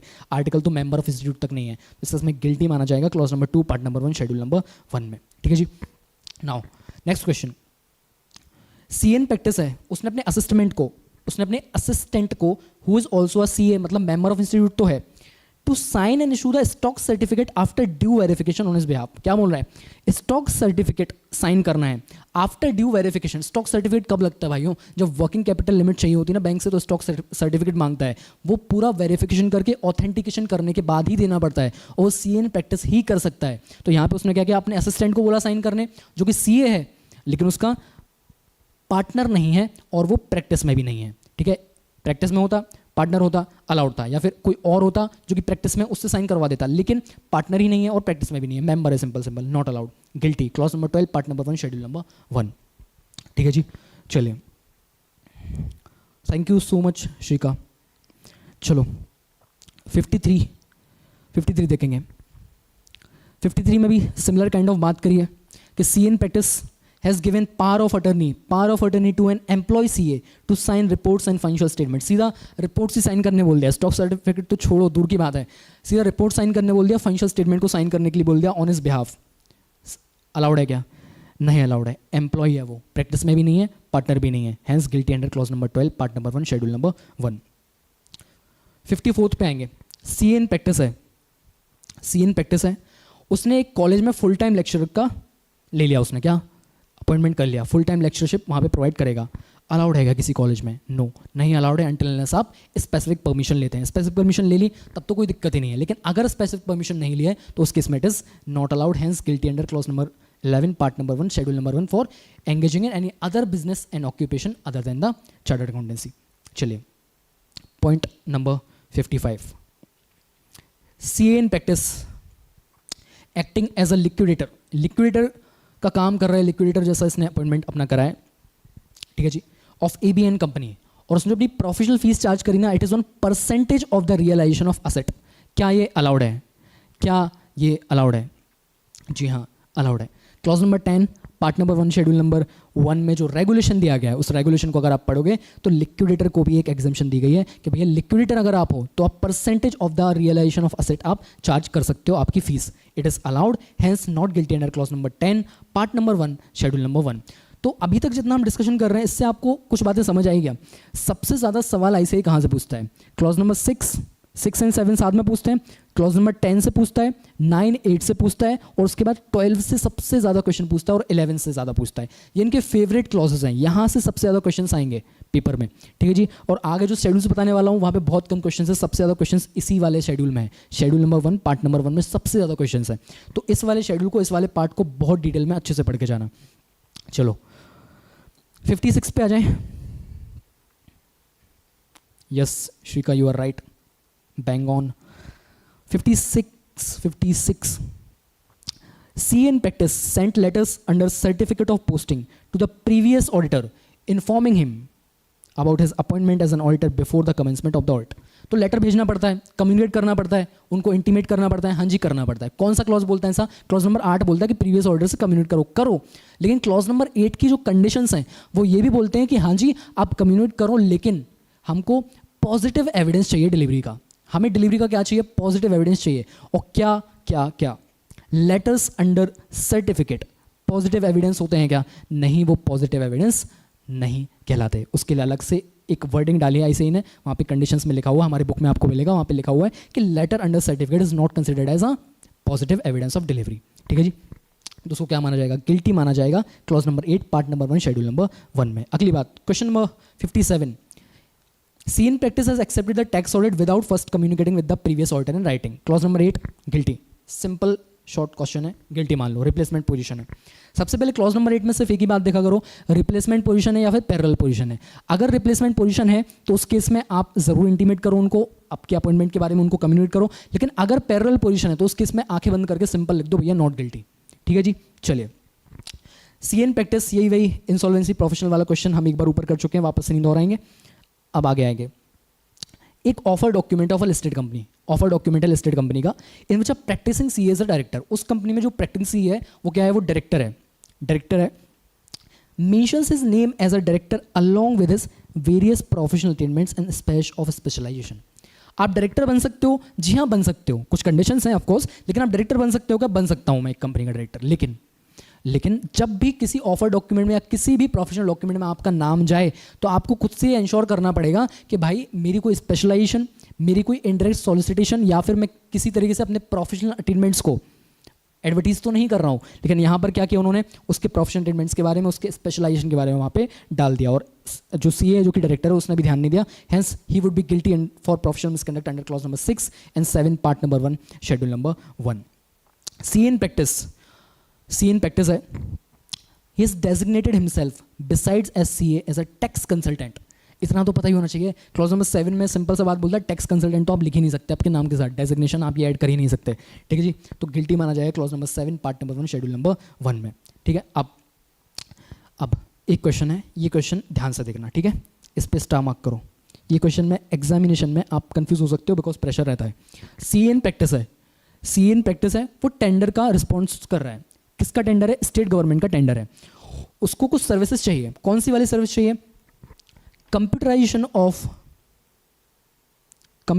Of land revenue records and paid earnest deposit also. Land revenue records का कंप्यूटराइजेशन कराना है। गवर्नमेंट ऑफिस है, सब कुछ कागज के फॉर्म में रहता है, वो चाहते हैं कि इसको उठा के मैं कंप्यूटर फॉर्म में डाल दूं, पूरा डेटा हमारा कंप्यूटर फॉर्म में कर दो। इस चीज़ के सर्विसेज उनको चाहिए। उसका टेंडर इशू किया तो जो हमारे सीए साहब हैं, सी इन प्रैक्टिस, उन्होंने रिस्पॉन्ड भी कर दिया। तो क्या वो जो एरिया है कंप्यूटराइजेशन का, किसका? Computerisation of the land revenue records, कोई भी डेटा का कंप्यूटराइजेशन कराना है, क्या वो सब सीए कर सकता है क्या? नहीं, इंजीनियर्स भी करते हैं, अलग अलग कंपनीज होती हैं वो भी करते हैं, ज़रूरी नहीं वो सीए हो, कोई भी कर सकता है। सीए के लिए एक्सक्लूसिवली रिजर्व्ड है क्या ये एरिया? नहीं, सीएस के लिए एक्सक्लूसिवली रिजर्व्ड ये एरिया नहीं है। कोई कंसल्टेंट होते हैं वो भी कर सकते हैं, आईटी कंसल्टेंट होते हैं, ये सारे लोग भी कर सकते हैं। तो इस वजह से it is a non exclusive area, तो यहाँ पे वो रिस्पॉन्ड कर सकता है और वो अर्नेस्ट डिपॉजिट भी पे कर सकता है। Has not guilty, clause number 6 part number 1 schedule number 1। 62 पे आएंगे। 62 में बोला एक सीए फॉर्म है, वो अपने वेबसाइट पे besides containing details of the firm and biodata of partners, firm के डिटेल्स डाल दिए, बायोडेटा ऑफ पार्टनर्स डाल दिया, उसके अलावा पासपोर्ट साइज फोटो भी डाल दिया, पासपोर्ट साइज फोटो भी डाल दिया। Also contains the passport size photographs of the partner of the firm, जो भी पार्टनर है फर्म के, उनका जो पासपोर्ट साइज फोटो है उसको भी डाल दिया। तो डाल सकता है क्या? वेबसाइट गाइडलाइंस अगर आपने पढ़े हैं तो आपको ध्यान है, वहाँ पे लिखते हैं, आप वहाँ पे लिखते हैं कि फोटोग्राफ्स अलाउड है, लेकिन पासपोर्ट साइज फोटोग्राफ्स अलाउड है। ठीक है, किसी भी सीए फॉर्म का वेबसाइट आप खोल के देखो, आपको पासपोर्ट साइज फोटोज ही मिलेगा वहाँ पे। ठीक है जी, तो वो अलाउड है। He would not be guilty under clause number 6 part number 1 schedule number 1। ठीक है जी, तो ध्यान रखो जब वेबसाइट के बारे में कोई भी सवाल है तो उसको क्लॉज नंबर 6 के अंडर डाल के गिल्टी बोल देना, गिल्टी नॉट गिल्टी जो भी बोलना वो बोल देना। ठीक है, ध्यान रखो वेबसाइट की बात होगी, क्लॉज नंबर 6 में बात होगी। चलो 63 पे आएंगे। सीए इन प्रैक्टिस है, कौन है भाई? सीए इन प्रैक्टिस है, उसने एक बुक पब्लिश करी और उसमें अपने प्रोफेशनल डिटेल्स डाल दिए। प्रोफेशनल अटेनमेंट्स कुछ भी हो, आपका स्पेशलाइजेशन क्या है, कुछ भी हो, आप नहीं डाल सकते कहीं पर भी। आपने कहाँ पे डाल दिया? आपने बुक पब्लिश करी, उसमें आपने you mention professional details, guilty, clause number 6 part number 1 schedule number 1। आसान था, इसी क्वेश्चन है। ठीक है, सीए इन प्रैक्टिस है, सीए इन प्रैक्टिस है, उसने क्या किया? अपने भाई को, उसका जो ब्रदर इन लॉ था, उसका जीजा था, उसके जीजे को बोला कि ठीक है तुम सीए नहीं हो, लेकिन मेरे नाम पे, मेरी फर्म के नाम पे तुम क्या करो? सीए की प्रैक्टिस करो। अलाउड है क्या? क्लॉज नंबर 1 इथिक्स जब पढ़ना शुरू करते हो क्लॉज नंबर 1 में ही बोल देता है गिल्टी माने जाओगे अगर अपने नाम पे, अपने फर्म के नाम पे किसी नॉन सीए को आप प्रैक्टिस करने की क्या देते हो? इजाज़त देते हो। तो clause number 1 part number 1 schedule number 1 के अंदर इसको क्या माना जाएगा? गिल्टी माना जाएगा। 65 पर आएंगे। 65 पर आएंगे। सीए इन प्रैक्टिस है, उन्होंने अपने वेबसाइट एड्रेस को, उनके जो भी वेबसाइट का एड्रेस था, they share the website address on a social media post and stories and tag 30 traders, 30 traders को जो कि उनके लोकल कम्युनिटी में थे उनको शेयर कर दिया। उसमें क्या कैप्शन डाला? Easy online stock certification services, mention his current clients, अपने करंट क्लाइंट्स भी डाल दिए और ये चीज़ भी डाल दी। तो यहाँ पे सिंपल सी बात है, अपने प्रोफेशनल चीज़ों के बारे में बता रहे हैं, स्पेशलाइजेशन के बारे में बता रहे हैं। और क्या जो ये ट्रेडर्स हैं क्या वो सीएज हैं? नहीं, सीएज नहीं है, मतलब कोई और अदर देन सीएज हैं, तो उनको वो क्या कर रहा है? सिंपल सी बात है, सॉलिसिटेशन कर रहा है बिकॉज ऑफ सर्कुलर वगैरह करके, ऐसे करके। तो अलाउड है क्या ये? Not allowed, guilty, clause number 6 part number 1 schedule number 1। चलो अगले क्वेश्चन पे जाएंगे। 66, ये बात हम ऑलरेडी एक बार ऊपर कर चुके हैं, उसी प्रकार का क्वेश्चन ये है। स्पीच डिलीवर करते वक्त अपने आप के बारे में बता दिया कि मैं मैनेजमेंट एक्सपर्ट हूँ, ये सारी बातें, ये क्वेश्चन हम ऊपर ऑलरेडी कवर कर चुके हैं। गिल्टी माना गया था clause number 6 clause number 6-7 part number 1 schedule number 1 के अंदर। ठीक है जी, और ये वाला क्वेश्चन 67, ये वैसा ही क्वेश्चन है जैसा कि हमने वो टैक्स कंसल्टेंट वाला देखा था। यहाँ पर भी उसने क्या किया? विजिटिंग कार्ड में सीए के डेजिग्नेशन के साथ साथ, सीए के डेजिग्नेशन के साथ साथ उसने कॉस्ट अकाउंटेंट भी लिखा हुआ है। अलाउड है कॉस्ट अकाउंटेंट के लिए भी? उन्होंने बोला कॉस्ट अकाउंटेंट आप मत लिखो, guilty, clause number 7 part number 1 schedule number 1। तो टैक्स कंसल्टेंट हो गया और मेरा कौन सा बता के होगा? कॉस्ट अकाउंटेंट बता के हो गया। इंसॉल्वेंसी प्रोफेशनल अलाउड है? जी हाँ, इंसॉल्वेंसी प्रोफेशनल लिखना अलाउड है। सीए इन प्रैक्टिस है, न्यूज़पेपर में पब्लिश करा उसने कुछ, तो एक एडवर्टीजमेंट पब्लिश करा containing the photograph wherein he was congratulated on the occasion of opening ceremony of his office. ऐसा कर सकते हैं क्या? न्यूज़पेपर में आप एडवर्ट नहीं दे सकते कांग्रेचुलेशन वगैरह करने के लिए, सब फोटो लगा के नहीं दे सकते। आपका अगर नया ऑफिस खुला है तो आप इन्फॉर्मेशन दे सकते हो कि ठीक है भाई मेरा नया ऑफिस खुला है, ये फलाना फलाना एड्रेस है हमारा, नाम, फर्म का नाम डालो, खुद का नाम डालो और बस इतना बता दो कि भाई यहाँ पे हमारा फर्म है, उसका एड्रेस दे दो। बट आप ये सब फोटोग्राफ वगैरह डाल के ये तामझाम हवाबाजी नहीं कर सकते। तो यहाँ पे गिल्टी माना जाएगा clause number 6 part number 1 schedule number 1 के अंदर। चलिए, सीए इन प्रैक्टिस है, सीए इन प्रैक्टिस, उसने अब क्या किया? अब इसने क्या किया? इसने वापस से लेटर लिखने शुरू किए। लेटर लिखने शुरू किया इसने किसको? कॉर्पोरेट सोसाइटीज़ को, जो कोऑपरेटिव सोसाइटीज़ होती है ना, कोऑपरेटिव सोसाइटी, उनको लेटर लिखने शुरू किए, स्टेटिंग दैट दो his firm was on panel of the auditor, मेरी फर्म को आपके पैनल पे रखा हुआ था, जो भी आपका ऑडिट करेंगे उनके पैनल पे मुझे ऑलरेडी पहले से रखा हुआ था। No audit work was allotted to the firm and further requested him to look into the matter, कि हमें कोई काम दिया नहीं गया, आप प्लीज़ इस मैटर में देखें और प्लीज़ इसका कोई जो भी समाधान हो इस शंका का वो निकालें, ऐसा बोला। तो सिंपल सी बात है, इनडायरेक्टली बोल रहा है कि भैया मेरे पास काम नहीं है, मुझे काम दो, मुझे काम दो, ऐसा बोल रहा है। क्या he is requesting the work, he is soliciting the work? Yes, guilty. Clause number 6 part number 1 schedule number 1। 70 में आएंगे। Question number 70, CA in practice. वापस से वही वाली बात, अभी तक की हमने एक बात करी जहां पर वो क्या दे रहा था, कहीं इंटरव्यू दे रहा था या फिर स्पीच दे रहा था। स्पीच देते वक्त क्या कर रहे थे, अपने बारे में बता दे रहा था कि हम ये सर्विसेज प्रोवाइड करते हैं, रीजनेबल रेट्स पे प्रोवाइड करते हैं। उसी तरीके से यहाँ पे उन्होंने क्या किया, यहाँ पे वो टीवी इंटरव्यू में, पॉडकास्ट वगैरह में, राज शमानी के पॉडकास्ट में बुलाया किसी बात के लिए, उसने कुछ बायोडाटा वगैरह दे दिया, बायोडाटा वगैरह हैंड ओवर किया जो भी इंटरव्यू ले रहा था, और उसमें उसने क्या किया, अचीवमेंट वगैरह लिखे हुए थे।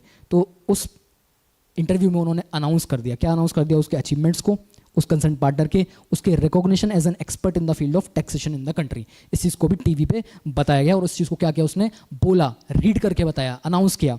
The chairperson red out the said biodata during the interview, hence guilty. Clause number 6 part number 1 schedule number 1। ठीक है जी, ये वाली चीज़ बैठ गई है दिमाग में कि भैया इंटरव्यू के तहत स्पीच देते वक्त या किसी भी सोशल मीडिया प्लेटफॉर्म पे आप अपना एडवर्टीजमेंट नहीं कर सकते। वो बात अलग है कि आईसीआई अभी उन रिफॉर्म्स पे वर्क कर रहा है कि जहाँ पर वो अपना ये एडवर्टीजमेंट वगैरह थोड़ा बहुत अलाउड करेंगे, उसके ऊपर काम चल रहा है। But let's see, I hope अच्छा कुछ है ताकि हमारे इंडिया के जो फर्म्स हैं वो थोड़ी सी एडवर्टीजमेंट करके आगे बढ़ पाए, इंटरनेशनल लेवल पे कम्पीट कर पाए। चलिए, सी इन प्रैक्टिस। अगला क्वेश्चन नंबर 71 की मैं बात कर रहा हूँ दोस्तों। सी इन प्रैक्टिस है, इन्होंने 50% of the audit fees received by him to a non chartered accountant. 50% जो फीस थी एक नॉन सीए को दे दी। किसको दे दी, एक नॉन सीए को दे दी, इनको सोशल सर्विस करना था। It is not covered in the exception as per regulation 53 है। रेगुलेशन 53 में एक्सेप्शंस दे रखे हैं, अगर उनमें से कोई है, कोई प्रोफेशनल है तब तो अलाउड है, लेकिन अगर उनके अलावा कोई है उस केस में it is not allowed sharing of the professional fees या फिर प्रॉफिट्स। लेकिन उसने क्वेश्चन में क्या बताया, it is not covered under the exception as per the regulation 53 है, hence guilty under clause number 2 part number 1 schedule number 1। ठीक है, अब ये वाली बात क्वेश्चन नंबर 72 रिपीटेड क्वेश्चन है। ये क्वेश्चन हम ऑलरेडी ऊपर देख चुके हैं, वो रिप्लेसमेंट पोजीशन वाला, पैरेलल पोजीशन वाला जो इंटरनल ऑडिटर वाला पार्ट था वो हम देख चुके हैं, तो इसको भी जाना देते हैं। नॉट गिल्टी बोला था, clause number 8 part number 1 schedule number 1 में। 73 पे आएंगे। 73 पे आएंगे, registration of CA form on GeM portal of government का एक जैम पोर्टल है, और responding to tender through GeM portal does not amount to empanelment और listing on an aggregator platform. Online aggregator platform पे सीए अपने services को list नहीं कर सकता। ये चीज़ तो बताइए, क्लॉज नंबर 6 में बोला गया है कि भैया काउंसिल गाइडलाइंस में भी बोला गया है कि जो भी आपकी सीए इन प्रैक्टिस बंदा है वो अपने फॉर्म को लिस्ट नहीं कर सकता किसी भी एग्रीगेटर के थ्रू, अपनी सर्विसेज को एग्रीगेटर के थ्रू क्या नहीं कर सकता, लिस्ट नहीं कर सकता। अमेजॉन वगैरह इनको ऑनलाइन एग्रीगेटर बोलते हैं, तो ऐसे सर्विसेज की भी हैं, तो अलग अलग जगहों पर सर्विस के लिए क्या नहीं कर सकता, अपने आप को लिस्ट नहीं कर सकता। अगर किया हुआ है तो वो गिल्टी माना जाएगा, लेकिन एक्सेप्शन दिया है कि अगर गवर्नमेंट का पोर्टल है और उसके थ्रू जो टेंडर्स आ रहे हैं उसको अगर आप रिस्पॉन्ड कर रहे हो, इन दैट केस आपको अलाउड रहेगा under clause number 6 part number 1 schedule number 1। It does not amount to empanelment और listing on an aggregator platform, तो अलाउड रहेगा। गवर्नमेंट का पोर्टल है जैम पोर्टल, उस पर होना चाहिए। ठीक है जी। 74 सीए इन प्रैक्टिस है, registered valuer for valuation of securities और the financial assets is allowed. क्या बोल रहे हैं, रजिस्टर्ड वैल्यूअर है, उसको वैल्यूएशन ऑफ सिक्योरिटीज करा रहे हैं, वैल्यूएशन सिक्योरिटीज करा रहे हैं और फाइनेंशियल असेट करा रहे हैं, ये तो अलाउड है। ऐसा तो बोला गया है कि भाई हाँ रजिस्टर्ड वैल्यूअर आप कर सकते हो, सिक्योरिटीज का कर सकते हो, फाइनेंशियल असेट का वैल्यूएशन कर सकते हो, ऐसा तो अलाउड है। और आप बिजनेस का भी वैल्यूएशन कर सकते हो एवं एडवाइस भी प्रोवाइड कर सकते हो आप किस बारे में, एक्विजिशन के बारे में, मर्जर्स के बारे में, इन सब बारे में आप एडवाइस भी दे सकते हो। ऐसा क्लॉज नंबर 11 के जो अपने जनरल परमिशन वगैरह हैं वहाँ पर बातें करी गई है। तो वहाँ पर बोला है कि जो valuation of plant and machinery is not covered under management consultancy service. Clause number 11 क्या बोलता है कि मैनेजमेंट कंसल्टेंसी सर्विसेज के बारे में बात करिए कि एक CA in practice management consultancy service provide कर सकता है, टिक कर सकता है, और उसके साथ साथ अपने प्रैक्टिस के जो फंक्शंस हैं, अटेस्ट फंक्शन है, वो भी परफॉर्म कर सकता है, लेकिन वो मैनेजमेंट कंसल्टेंसी सर्विस होनी चाहिए। और मैनेजमेंट कंसल्टेंसी सर्विस के अंतर्गत आता है क्या, ये वैल्यूएशन करना, सिक्योरिटीज का आता है, फाइनेंशियल असेट्स का आता है, लेकिन प्लांट एंड मशीनरी का स्पेसिफिकली नहीं आता। तो उस केस में क्लॉज नंबर 11 माना जाएगा। ठीक है जी। श्रीका sir vendors both 6 and 7 shall apply. जहाँ पर श्रिका उसने पहली चीज़ तो एडवर्टीजमेंट करी हो, इंटरव्यू के थ्रू उसने सिर्फ बोला है कि भाई मैं ऐसा ऐसा काम करता हूँ, तो इंटरव्यू के थ्रू बोल रहा है मतलब सॉलिसिटेशन हो गया तो क्लॉज नंबर 6 आ गया, और उसके अलावा वहाँ पे अपने प्रोफेशनल अटेनमेंट्स भी बता रहे हैं कि भैया मैंने ऐसा किया, मैंने इस कंपनी को इसके टैक्सेशन मैटर्स में हेल्प किया, या फिर मैं मैनेजमेंट एक्सपर्ट का काम करके इस कंपनी को इस चीज़ से बाहर निकाला, या 15 साल का मुझे इस पर्टिकुलर फील्ड में एक्सपर्टीज़ है। जब ऐसी सब बातें भी होने लगे उस सॉलिसिटेशन के साथ, तो उस केस में क्लॉज नंबर 7 भी लगता है। But to be on the safer side, examination purpose के लिए आप जब लिख के आओगे तो पहले क्लॉज नंबर 6 लिखना और उसके बाद क्लॉज नंबर 7 भी नीचे धीरे से ऐड कर देना, तो आप सेफ हो जाते हो। तो दोनों क्लॉजेस को लिख के आना, ठीक है, कोई उसमें रिस्क नहीं है। आखिरी पॉइंट बचा है 75 हमारे पार्ट नंबर 1 का। CN प्रैक्टिस है, name board of the firm at the residence लगाया हुआ है। अपने रेसिडेंस पे क्या लगाया है भाई? फर्म का नेम बोर्ड लगाया है। अलाउड है क्या? नहीं अलाउड है। क्या बोलता है? क्लॉज नंबर 6 7 में बात करी गई है, 7 में स्पेसिफिकली बात करी गई है कि भैया आप अपने रेसिडेंस पर अपने नाम का नेम प्लेट लगा सकते हो, फर्म के नाम का नेम प्लेट नहीं लगा सकते। उसने क्या लगाया है? He has applied the name board of the firm at the residence, has guilty under clause number 6 and 7। मैंने देखो कहीं कहीं पे 6 and 7 क्यों लिखा है? ताकि एग्जामिनेशन में आप कंफ्यूज ना हो, दोनों लिख के आना, आपको मार्क्स मिल जाएंगे, कोई दिक्कत नहीं है, ठीक है। श्रीका ने जो डाउट पूछा था उसी की बात मैं कर रहा हूँ अभी। चलो अभी और भी पार्ट्स हमारे बचे हैं। 75 पॉइंट्स हमारे हो गए हैं, और हमारे पास टोटल कितने हैं? टोटल हमारे पास 117 है, बट हम 107 तक करने वाले हैं। ये जो 108 से लेके 117 तक हैं, ये मिसलेनियस वाले टॉपिक्स हैं जो कि काफ़ी आसान है, ये क्लॉज से रिलेटेड ही है, तो उनको एक बार आप रीड करोगे तो आपको समझ जाएगा। हम सिर्फ ये पार्ट 3 जो शेड्यूल 2 का है वहाँ तक ही डिस्कस करने वाले हैं, मतलब पॉइंट नंबर 107 तक ही डिस्कस करेंगे। तो हमारे 75 क्वेश्चंस ऑलरेडी कवर हो गए। अब आगे शुरू करें उससे पहले एक छोटा सा ब्रेक लेते हैं, फिर शुरू करते हैं।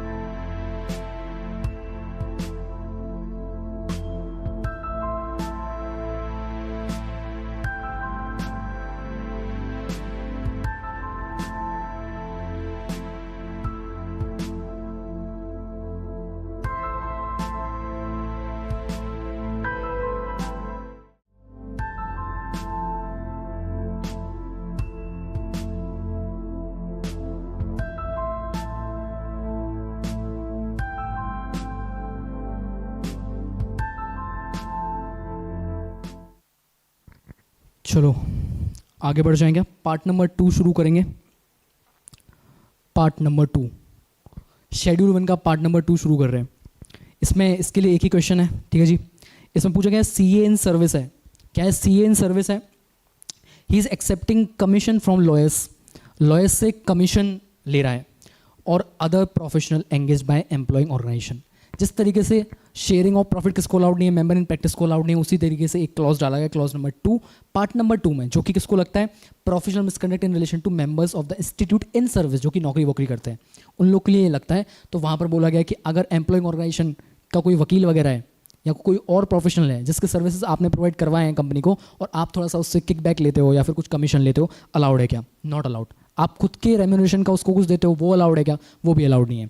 तो clause number 2 part number 2 schedule number 1 के अंदर इसको प्रोफेशनल मिसकंडक्ट के लिए गिल्टी माना जाएगा। क्या, एक्सेप्टिंग कमीशन फ्रॉम लॉयर्स और other professional engaged by employing organisation. तो यहाँ पे क्या माना जाएगा, गिल्टी माना जाएगा। चलिए पार्ट 3 पर आएंगे। पार्ट 3 अब बात होगी किसकी, पार्ट 3 में शेड्यूल नंबर 1 पार्ट 3 किसकी बात करता है, ऐसे मेंबर्स मेंबर ऑफ इंस्टीट्यूट हैं जो कि generally member of institute generally service वाले हों चाहे प्रैक्टिस वाले हों, दोनों जनों को जो भी क्लॉजेस अप्लाई होते हैं वो कौन से वाले होते हैं, पार्ट नंबर 3 और शेड्यूल नंबर 1 वाले। उसके कुछ क्वेश्चन है वो देख लेते हैं। सबसे पहली बात, एक सीए है, CA neglected to respond to institute's letter seeking confirmation of her appointment date and has not submitted her membership certificate। किसी चीज़ का अपॉइंटमेंट हुआ, उसके अपॉइंटमेंट डेट के बारे में क्या मांगा इसने, इंस्टीट्यूट जो हमारी इंस्टीट्यूट ने से मांगा, कुछ लेटर मांगा कि भैया आपकी अपॉइंटमेंट कब हुई थी उस चीज़ के बारे में, and has not submitted her membership certificate also. उसका CA का जो मेंबरशिप सर्टिफिकेट था वो भी मांगा हुआ था, वो मेंबरशिप सर्टिफिकेट भी प्रोवाइड नहीं किया। तो इस केस में क्या वो गिल्टी माने जाएंगे, हाँ जी गिल्टी माने जाएंगे, क्योंकि क्लॉज नंबर 2 पार्ट नंबर 3 बोलता है कि आपको जो भी इन्फॉर्मेशन हमारी इंस्टीट्यूट मांगती है, काउंसिल मांगती है, बोर्ड ऑफ डिसिप्लिनरी कमेटी जो भी हैं, हमारे जो इंस्टीट्यूट से रिलेटेड हैं, ICAI के रिलेटेड जो भी कमिटीज़ हैं, वो कुछ भी अगर इन्फॉर्मेशन मांगती हैं और आप वो फर्निश करने में क्या होते हैं, you fail to furnish that particular information, in that case you will be guilty under clause number 2 part number 3 schedule number 1। तो गिल्टी माना जाएंगे। ठीक है, सेम बात यहाँ पे लिखी है, यहाँ पे कुछ इन्फॉर्मेशन मांगी हुई थी, ठीक है, कुछ फिल इन दी ब्लैंक्स भरने थे, कुछ फॉर्म था उसमें कुछ डिटेल्स भरने थे, लेकिन उन्होंने वो डिटेल्स को भरा नहीं, लेकिन कुछ बिजनेस के बारे में डिटेल था कि आप इस बिजनेस ऑक्यूपेशन में इन्वॉल्व हो या नहीं हो, और ये एक्चुअली में इन्वॉल्व थे लेकिन उन्होंने वो फिल नहीं किया। तो इन्फॉर्मेशन उनके पास गई, क्या इन्फॉर्मेशन फर्निश करी, क्या इन्फॉर्मेशन फर्निश नहीं करी। तो clause number 2 part number 3 schedule number 1 में गिल्टी आएगा पहली चीज़। तो अब एक बात और समझो, इसके लिए एक चीज़ और हो सकती है कि अगर इसने गलत इन्फॉर्मेशन प्रोवाइड करी होती, मतलब अगर इसने फॉर्म भरा और उसमें बिजनेस में है ये लेकिन बिजनेस के बारे में बताया नहीं, मतलब गलत इन्फॉर्मेशन फाइल करी और उसको पता है ये बात कि भैया मैंने गलत इन्फॉर्मेशन फाइल करी है, और वो मेंबर इन सर्विस है, तो उस केस में उसको clause number 3 part number 2 schedule number 3 के अंतर्गत भी उसको गिल्टी माना जाएगा प्रोफेशनल मिसकंडक्ट के लिए। ठीक है जी। 79 क्वेश्चन नंबर 79 CA है, despite reminders from ICAI fails to reply regarding the date of leaving the services of the firm से रिजाइन करने के बाद इतना ज़्यादा फ्रस्ट्रेटेड था वो CA कि उसने कहा मुझे बिल्कुल CA का नाम ही नहीं देखना है, तो उसने इंस्टीट्यूट का जो मेल था उसका तक रिप्लाई नहीं किया। तो इन्फॉर्मेशन फर्निश करनी थी, फर्निश करने में फेल हुआ, हाँ फेल हुआ। किसने मांगी थी इन्फॉर्मेशन, ICAI ने मांगी थी, हमारे कर्ता धर्ता ने मांगी थी, guilty clause number 2 part number 3 schedule number 1। ठीक है जी, आगे जाते हैं, पार्ट नंबर 4 देखेंगे। पार्ट नंबर 4 आखिरी पार्ट शेड्यूल नंबर 1 का। यहाँ पे बात की जाती है अदर मिसकंडक्ट की। लेक्चर के स्टार्टिंग में बताया था कि भैया अदर मिसकंडक्ट आएगा, बट वो पार्ट नंबर 4 और दूसरे वाले शेड्यूल का पार्ट नंबर 3 ही बात करता है। अभी तक हम प्रोफेशनल मिसकंडक्ट की बात कर रहे थे, जहाँ पे सिर्फ और सिर्फ प्रोफेशनल केसेस की बात हुई थी। प्रोफेशनल लेवल पे कोई भी मिसकंडक्ट होगा तो आपको वो तीनों पार्ट्स लगेंगे शेड्यूल 1 के ऊपर वाले, लेकिन जो 4th पार्ट है वो तब लगेगा चाहे वो प्रोफेशनल हो चाहे वो पर्सनल हो, किसी प्रकार का भी मिसकंडक्ट हो वो यहाँ पर कवर होगा। किसके लिए लग रहा है, member of institute generally, practice में हो चाहे सर्विसेज में हो, सबको लगेगा। CA इन प्रैक्टिस है, वो क्या कर रहा है, he is not returning client books of account और documents even if the fee is paid. Fees pay कर दी है, उसके बाद ये क्लाइंट के जो बुक्स हैं, बुक्स ऑफ अकाउंट हैं, डॉक्यूमेंट्स उसके पास रखे हुए थे ऑडिट करने के लिए मिले हुए थे, उन डॉक्यूमेंट्स को लौटा नहीं रहा है, they are not returning it. उस केस में क्या ये हमारे प्रोफेशन के लिए सही है, ये हमारे इज्जत पे दाग लगा सकता है क्या, डिसरेप्यूट टू द प्रोफेशन हो सकता है क्या, हो सकता है। तो पार्ट नंबर 4 इसी की बात करता है, hence he would be guilty under clause number 2 part number 4 schedule number 1। Part clause number 1 में किसकी बात करता है, इम्प्रिजनमेंट वाली बात करता है, और यहाँ पर 2 में क्या बात करता है, 2 में बात करता है वो डिसरेप्यूट टू द प्रोफेशन, चाहे वो पर्सनल मिसकंडक्ट हो चाहे वो प्रोफेशनल मिसकंडक्ट हो। अगर हमारे प्रोफेशन पे दाग आएगा, कीचड़ उछलेगा, तो उस केस में आपको अदर मिसकंडक्ट में गिल्टी माना जाएगा। ठीक है जी। लेकिन इंडिया में ये चीज़ अलाउड नहीं है कि चलो फीस पे करियो या ना करियो, आप क्लाइंट के बुक्स ऑफ अकाउंट या रिकॉर्ड डॉक्यूमेंट्स आप वो करके रखनी, सीज करके रख नहीं सकते अपने पास। तो 80 पॉइंट मेरा बता के हो गया। 81 पे आते हैं। 80 पॉइंट में बोला है कि चार्टर्ड अकाउंटेंट है, चार्टर्ड अकाउंटेंट का जो लोन है उसने लोन ले रखा था, लोन पे करने के लिए उसने चेक दिया, लोन रीपेमेंट करने के लिए उसने चेक दिया और वो चेक बाउंस हो गया, इनके अकाउंट में इनफ पैसे नहीं थे, ऐसा कभी होता नहीं है, लेकिन सीए के अकाउंट में पैसे थे नहीं, चेक बाउंस हो गया, तो इसकी वजह से लोगों को क्या लगेगा, बैंक वालों को, कि सीए है, इसके पास पैसा भी नहीं है, चेक बाउंस हो गया, disrepute to the firm, disrepute to the profession, तो guilty, clause number 2 part number 4 schedule number 1। अगला, अब इसमें सीए इन प्रैक्टिस को concurrent auditor, CA in practice को कॉन्करेंट ऑडिटर बनाया बैंक का, ऐसा कॉन्करेंट ऑडिटर अपॉइंट किया, and used his influence, the auditor used his influence to get a loan and thereafter failed to repay the loan. पहले loan ले लिया, loan लेने के बाद बोलता है कि अब हम लोन पे नहीं करेंगे, हम लोन पे नहीं करेंगे, भाग गया वो इंडिया से, माल्या, उस तरीका को शाम इसने भी किया। सीए का जो प्रोफेशन है वो डिसरेप्यूट में जाएगा, hence clause number 2 part number 4 schedule number 1। CA in practice uses the service of his article stand for purpose other than professional practice। Election के कैंपेनिंग के लिए अपने CA आर्टिकल्स का इस्तेमाल कर रहा है कौन, मेंबर इन प्रैक्टिस जो है वो अपने आर्टिकल स्टेंट होंगे, मेंबर इन प्रैक्टिस ही होगा, आर्टिकल स्टेंट है उसका इस्तेमाल किस में कर रहा है, कैंपेनिंग द इलेक्शन, जो कि अदर देन प्रोफेशनल सर्विस है, इसके लिए आप इस्तेमाल नहीं कर सकते आर्टिकल्स को, गिल्टी माना जाएगा। Clause number 2 part number 4 schedule number 1। अब जितने लोग मुझे देख रहे हैं एक बात सच सच बताना, एक बात सच सच बताना, ये वाला जो क्वेश्चन था, क्वेश्चन नंबर 83, ये कितने लोगों को रिलेटेबल लगा, जितने लोगों को रिलेटेबल लगा बता देना, 2-4 लोग जितने हैं बता देना अगर लगा हो तो, कि तुम्हारे साथ कुछ ऐसी घटना घटी है क्या। चलो 84 पे आएंगे। Advised the managing director of the company, advise the managing director of the company to include orders under negotiation. CA ने क्या किया, जो managing director of the company है, जो managing director of the company है उनको बोला कि आप ऑर्डर अंडर नेगोशिएशन डाल दो इन सेल्स, सेल्स के अंडर ऑर्डर अंडर नेगोशिएशन डाल दो, जिससे हमारी सेल्स इन्फ्लेट हो जाएगी, to reflect higher profit and better financial position for obtaining bank loan. Bank loan चाहिए, हायर रेवेन्यू दिखाएंगे तो हायर प्रॉफिट दिखाएगा, और हायर प्रॉफिट हायर रेवेन्यू दिखेगा तो उस केस में मुझे लोन आसानी से मिल जाएगा, और उस केस में सीए ने ये एडवाइस दी किसको, managing director of the company को, तो इसकी वजह से अगर बाद में ये पकड़ा गया तो सीए को भी धर लेंगे, उस केस में डिसरेप्यूट आएगा, hence guilty, clause number 2 part number 4 schedule number 1। और क्लॉज नंबर 7 में यहाँ पर क्यों डाला गया, clause number 7 of the schedule 2 की बात कर रहा है, पार्ट नंबर 1 शेड्यूल 2 का पार्ट नंबर 1 और क्लॉज नंबर 7 की बात इसलिए कर रहे हैं यहाँ पे, बिकॉज क्लॉज नंबर 7 में बोलता है कि अगर एक सीए है, सीए इन प्रैक्टिस है, वो अपना काम पूरी ड्यू डिलिजेंस के साथ करना चाहिए और ग्रॉसली नेग्लिजेंट नहीं रहना चाहिए। ये कौन बोलता है, clause number 7 part number 1 schedule number 2 बोलता है। तो यहाँ पर क्या वो अपने काम में ग्रॉसली नेग्लिजेंट है, जी हाँ है, तो उसकी वजह से 7 में भी इसको गिल्टी मानो और क्लॉज नंबर 2 के अंदर भी इसको गिल्टी माना जाएगा, ठीक है जी। 85 the council has also laid down that actions such as misappropriation by an office bearer of a regional council of the institute of a large amount regional office, जो हमारे ऑफिस अपने इंस्टीट्यूट का regional council, central council, ऐसे council वगैरह होते हैं ना, तो ऐसे एक ऑफिस है, उस ऑफिस का वो ट्रेजरर वगैरह था, ऑफिस बेयर था, और उसने जो भी अमाउंट था ना, कैश था, पैसा था जो भी इंस्टीट्यूट का, उसको कुछ तो अपने पर्सनल यूज़ के लिए इस्तेमाल कर लिया था, तो उसको अदर मिसकंडक्ट में डाला था, ऐसा किसका, काउंसिल का डिसीजन आया था कि उसको अदर मिसकंडक्ट मानेंगे, गिल्टी माना जाएगा part number 4 of schedule number 1 में, ठीक है जी। तो पार्ट नंबर 4 शेड्यूल नंबर 1 और पार्ट नंबर 3 शेड्यूल नंबर 2 का यहाँ पे देते हैं। नहीं सर वी पोलाइटली, बट श्रीका बोल रही है, हाँ श्रीका बोल रही हैं, मुझे पता नहीं, आपका नाम समझ नहीं रहा मुझे, हुआ सर। और बैटमैन बोल रहे हैं, नहीं sir we politely but formally tell them this one is outside our KRA, okay. Batman आपके नाम के साथ पोलाइट तो सूट नहीं कर रहा है, बट ठीक है मान लेता हूँ, करना तो पड़ता ही है। चलो तो हमारा ये हो गया क्या, पार्ट नंबर 4 भी बता के हो गया क्या, हाँ जी हो गया।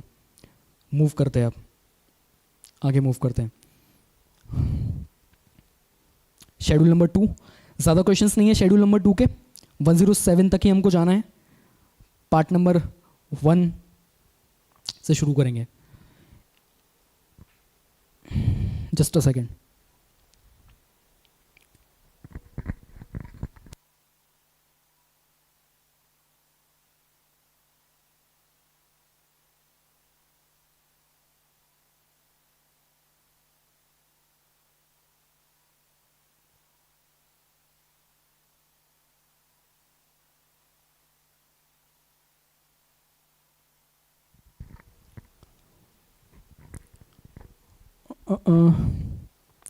अच्छा 85 वापस से बताना है क्या?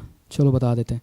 कुछ नहीं, इसमें क्या हुआ था, जो हमारा इंस्टीट्यूट का रीजनल काउंसिल होता है, रीजनल काउंसिल जो होते हैं अलग अलग रीजन के, अलग अलग हमारे से आईसीआई अपन बोलते हैं रीजन का, जो आईसीआई अपना ईस्टर्न वेस्टर्न ऐसे करके होता है, तो रीजनल काउंसिल का एक ऑफिस बियरर है, मतलब उस काउंसिल में वो कुछ ऑफिस में बैठता है, ट्रेजरर वगैरह है, ठीक है जी, और उसके हाथ में कुछ तो पैसा वैसा रहता है इंस्टीट्यूट का, ऐसा केस एक्चुअली में हुआ है, ठीक है। तो उसके बाद कुछ तो पैसा वैसा रहता है, ट्रेजरी मैनेज करता है, और उस पैसे को उसने लार्ज अमाउंट था, वो काफ़ी ज़्यादा अमाउंट था, अपने पर्सनल पर्पस के लिए इस्तेमाल किया था। तो उस केस में काउंसिल ने बोला था कि इनको हम अदर मिसकंडक्ट के लिए मानेंगे पार्ट नंबर 4 शेड्यूल नंबर 1 में, क्योंकि this is the disrepute to the firm. और पार्ट नंबर 3 शेड्यूल नंबर 2 में जाके बोला था कि वहाँ पर भी इम्प्रिजनमेंट वाली बात होती है, तो हो सकता है इनको भैया जेल भी हो जाए for the greater than 6 months, ऐसे काम, ऐसे फ्रॉड व्रॉड करने के चक्कर में। इस वजह से उन्होंने part number 3 schedule number 2 and part number 4 schedule number 1 के अंदर इनको क्या किया था, बोला था कि अदर मिसकंडक्ट के अंदर इसको माना जा सकता है। अगर ये केस वापस से दोहराया जाता तो 6 महीने से कम भी हो सकती है जेल, 6 महीने से ज़्यादा भी जेल हो सकती है। तो इस वजह से वो पार्ट नंबर 3 शेड्यूल नंबर 2 में भी रखा गया, और यहाँ पे पार्ट नंबर 4 शेड्यूल नंबर 1 में भी रखा गया, और ये डिसरेप्यूट भी लाता है अपने प्रोफेशन को। समझा क्या श्री का? प्लीज़ कंफर्म करो समझा क्या, फिर आगे बढ़ते हैं। शेड्यूल नंबर 2 पे जाना है हमको, लाइव स्ट्रीम काफ़ी लंबा हो रहा है। शुरू करते हैं। Schedule number 2, professional misconduct in relation to chartered accountants in practice, ठीक है जी। स्टॉक ऑडिट की बात करी है, सबसे पहली बात समझ लो, अभी हम सीए इन प्रैक्टिस की बात कर रहे हैं, शेड्यूल नंबर 2 में हम आ गए, ठीक है। स्टॉक ऑडिट क्या बोला है? विदाउट एक्चुअली विजिटिंग और relying on photos given by the management. Stock audit करना था, बैंक को सबमिट करनी थी रिपोर्ट, ठीक है जी, वर्किंग कैपिटल लिमिट चाहिए थी, उसके लिए सबमिट करना था। स्टॉक ऑडिट कर रहे थे, हमने उनकी इन्वेंट्री को विजिट नहीं किया, वेयर हाउस को विजिट नहीं किया, बस जो भी फोटोज़ वगैरह हमको मिले, मैनेजमेंट ने क्लिक कर दिए, उन पर भरोसा करके हमने क्या कर लिया, हमने वो अपना जो भी सर्टिफिकेट था वो हमने इशू कर दिया। उस केस में गिल्टी माना जाएगा इनको। किस क्लॉज के अंदर माना जाएगा? अभी थोड़ी देर पहले एक क्लॉज का रेफरेंस दिया था ना मैंने, क्लॉज नंबर 7 की बात कर रहा था मैं कुछ तो, पार्ट नंबर 1 शेड्यूल नंबर 2, जहाँ बोलता था कि हमको ड्यू डिलिजेंस से काम करना है सीएन प्रैक्टिस को, उसके अलावा ग्रॉसली नेग्लिजेंट नहीं रहना है हमको। तो वही बात यहाँ पे की जा रही है, clause number 7 part number 1 schedule number 2 में इसको गिल्टी माना जाएगा। दूसरी बात, सीएन प्रैक्टिस है, CN practice is signing his documents without verifying it's genuineness को वेरीफाई नहीं कर रहा है, उसको विदाउट वेरीफाई करे डॉक्यूमेंट को साइन कर दिया। अब यहाँ पे क्या केस हो सकता है, इस केस को ध्यान से सुनो, क्वेश्चन में पूछा गया है ये। एक डॉक्यूमेंट, एक रिपोर्ट सीए को साइन करनी होती है, एक रिपोर्ट साइन करनी है तो उस पर किसी और का भी साइन है, कंपनी के डायरेक्टर वगैरह का भी साइन है, ठीक है। वो डायरेक्टर किसी और ने फोर्ज किया था, वो जो साइन था वो किसी और ने फोर्ज किया था विदाउट इवन वेरीफाइंग और without even confirming with the director कि भैया ये साइन तुमने किया है क्या, या उससे खुद जाके साइन नहीं लिए, ऐसा कुछ कराया, विदाउट इवन वेरीफाइंग की जो सिग्नेचर है ये जेन्युइन है कि नहीं, इसने रिपोर्ट साइन करके इशू कर दी। तो थोड़ा सा ड्यू डिलिजेंस लगाना चाहिए था, तो यहाँ पे उसको क्लॉज नंबर 7 में उसको क्या बोला गया था, गिल्टी बोला गया था। ऐसा क्वेश्चन आपसे पूछा जा सकता है। 88 CN practice, he is not verified the investment. जैसे अभी इन्वेंट्री की बात कर रहे थे, स्टॉक ऑडिट की बात कर रहे थे, उसी तरीके से अभी इन्वेस्टमेंट की बात कर रहे हैं, that they have not verified any investment, they have relied on managements representation about this value. Management ने रिप्रेजेंटेशन दे दिया कि भैया हमारी इन्वेस्टमेंट की वैल्यू इतनी है, उस पर भरोसा कर लिया और आगे जाने दिया। तो यहाँ तो आपका स्टैंडर्ड्स ऑन ऑडिटिंग भी आ जाते हैं कि भैया मैनेजमेंट रिप्रेजेंटेशन दे रहा है तो रिटन रिप्रेजेंटेशन वगैरह जो होती है क्या वो सफिशिएंट एप्रोप्रिएट एविडेंस होती है? नहीं भाई, it is not in itself the sufficient appropriate evidence, वो सिर्फ और सिर्फ सपोर्टिंग एविडेंस हो सकता है किसी और ओरिजिनल एविडेंस के लिए। तो वो भी एक आपका कॉन्सेप्ट लगना चाहिए। और दूसरी बात, यहाँ पर तो सिंपल बोल ही दिया कि भैया आप ड्यू डिलिजेंस से काम नहीं कर रहे हो, ठीक है, तो उस केस में यहाँ पे गिल्टी माना जाएगा। लेकिन समझो बात, सिंपल सी बात है, इन्वेस्टमेंट वेरीफाई कर रहा था और वो ऑडिट कर रहा था, ठीक है, इस पर वो फाइनेंशियल स्टेटमेंट पे रिपोर्ट वगैरह देने वाला था। तो यहाँ पे क्लॉज नंबर 2 और 8 और 7 तीनों क्यों लेके गए? 7 में सिर्फ इतनी बात करता है कि काम करते वक्त, प्रोफेशनल ड्यूटीज़ को करते वक्त आप ग्रॉसली नेग्लिजेंट हो या फिर आप ड्यू डिलिजेंस से काम नहीं करते हो तो आप गिल्टी माने जाओगे। लेकिन जब बात रिपोर्ट्स और सर्टिफिकेट्स की आ जाती है, जहाँ पे रिपोर्ट इशू करना हो या फिर कोई ओपिनियन एक्सप्रेस करना हो, तो क्लॉज नंबर 2 और 8 भी आ जाते हैं। क्लॉज नंबर 2 और 8 बोलते हैं, 8 में बोलता है कि you have not obtained sufficient information regarding the matter, जिसके बारे में आप ओपिनियन एक्सप्रेस करने वाले हो, और 2 में बोलता है कि आप फाइनेंशियल स्टेटमेंट वगैरह पे रिपोर्ट इशू कर देते हो without even examining the records वगैरह। अगर ऐसा कर देते हो तो आपको गिल्टी माना जाएगा। और इस केस में क्या है, इस केस में क्वेश्चन में था कि भैया वो ऑडिट भी कर रहा है, इन्वेस्टमेंट की वैल्यू उसको निकालनी है और उस पर उसको एक्सप्रेस भी करना है ओपिनियन, तो उस केस में उसको तीनों क्लॉजेज में गिल्टी माना गया, ठीक है जी। लेकिन जनरली एक बात ध्यान रखो, जहां पर भी आपको क्वेश्चन में ऐसा लिखा जाए कि कोई सर्टिफिकेट दे रहा है या फिर कोई रिपोर्ट दे रहा है और उसमें इसने कोई काम को करने में काम चोरी करी है, ऐसा कुछ किया है, तो तब वहां पे आप 2, 7 and 8 तीनों का रेफरेंस देके आओगे क्वेश्चन में। इतना समझा क्या, ध्यान रखना ये बात, ठीक है। तीनों का रेफरेंस देके आना। जहाँ पर सिर्फ और सिर्फ प्रोफेशनल ड्यूटी की बात करी हो, कुछ छोटा मोटा कांड किया हो, वहाँ पे क्लॉज नंबर 7 का रेफरेंस देके आ जाना। बट जहाँ पे उन्होंने इन्वेस्टमेंट वगैरह की बात करी हो और उसके अलावा उसी चीज़ पे रिपोर्ट देना है या फिर अपने को फाइनेंशियल स्टेटमेंट इशू करने हैं और उस पर अपन को ओपिनियन एक्सप्रेस करना है, तो क्लॉज नंबर 2 and 8 को भी साथ में लिख के आना, ठीक है जी। आगे जाते हैं। सी एन प्रैक्टिस है, they are issuing a certificate, they are issuing a certificate on periodicals without verifying the most elementary details. कुछ डॉक्यूमेंट है, पीरियडिकल्स है कुछ डॉक्यूमेंट है, उसकी जो डिटेल्स होती हैं जो हमको बना के दे दिया मैनेजमेंट ने, हमने उसको बना के उस पर सर्टिफिकेट इशू कर दिया, लेकिन हमने किसी प्रकार की डिटेल्स को वेरीफाई नहीं किया, किस बेसिस पे वो बना है, इसका बैकअप क्या है, ऐसा कुछ भी हमने वेरीफाई नहीं किया, तो यहाँ पर भी दोस्तों उसको क्या माना जाएगा, clause number 8 part number 1 schedule number 2 में गिल्टी माना जाएगा। क्यों? क्लॉज नंबर 8 बात करता है जहाँ पे एक्सप्रेस करना है ओपिनियन, सर्टिफिकेट वगैरह की बात करता है, उसमें जो रिपोर्ट वगैरह लिखा जाता है उसके अंदर सर्टिफिकेट्स वगैरह भी आ जाते हैं। लेकिन क्लॉज नंबर 2 कब लगता? जब यहाँ पे फाइनेंशियल स्टेटमेंट की स्पेसिफिकली बात की जाती तो क्लॉज नंबर 2 भी लग जाता। लेकिन हम किसकी बात कर रहे हैं? हम यहाँ पे सर्टिफिकेट की बात कर रहे हैं, इस वजह से क्लॉज नंबर 8 यहाँ पर लग गया। और इसमें आप चाहो तो क्लॉज नंबर 7 को भी ऐड कर सकते हो, वो भी अगर ऐड करके आपने लिखा तो उसमें भी कोई ऐसी बात नहीं है कि आपके मार्क्स काट लिए जाएंगे, डाल सकते हो। यहाँ पे ड्यू डिलिजेंस लगाना चाहिए था, अच्छे से काम करना चाहिए था भाई, तो क्लॉज नंबर 7 भी यहाँ पे आ सकता है। 90 CN प्रैक्टिस है, they are disclosing client information to ROC voluntarily without consent of the client.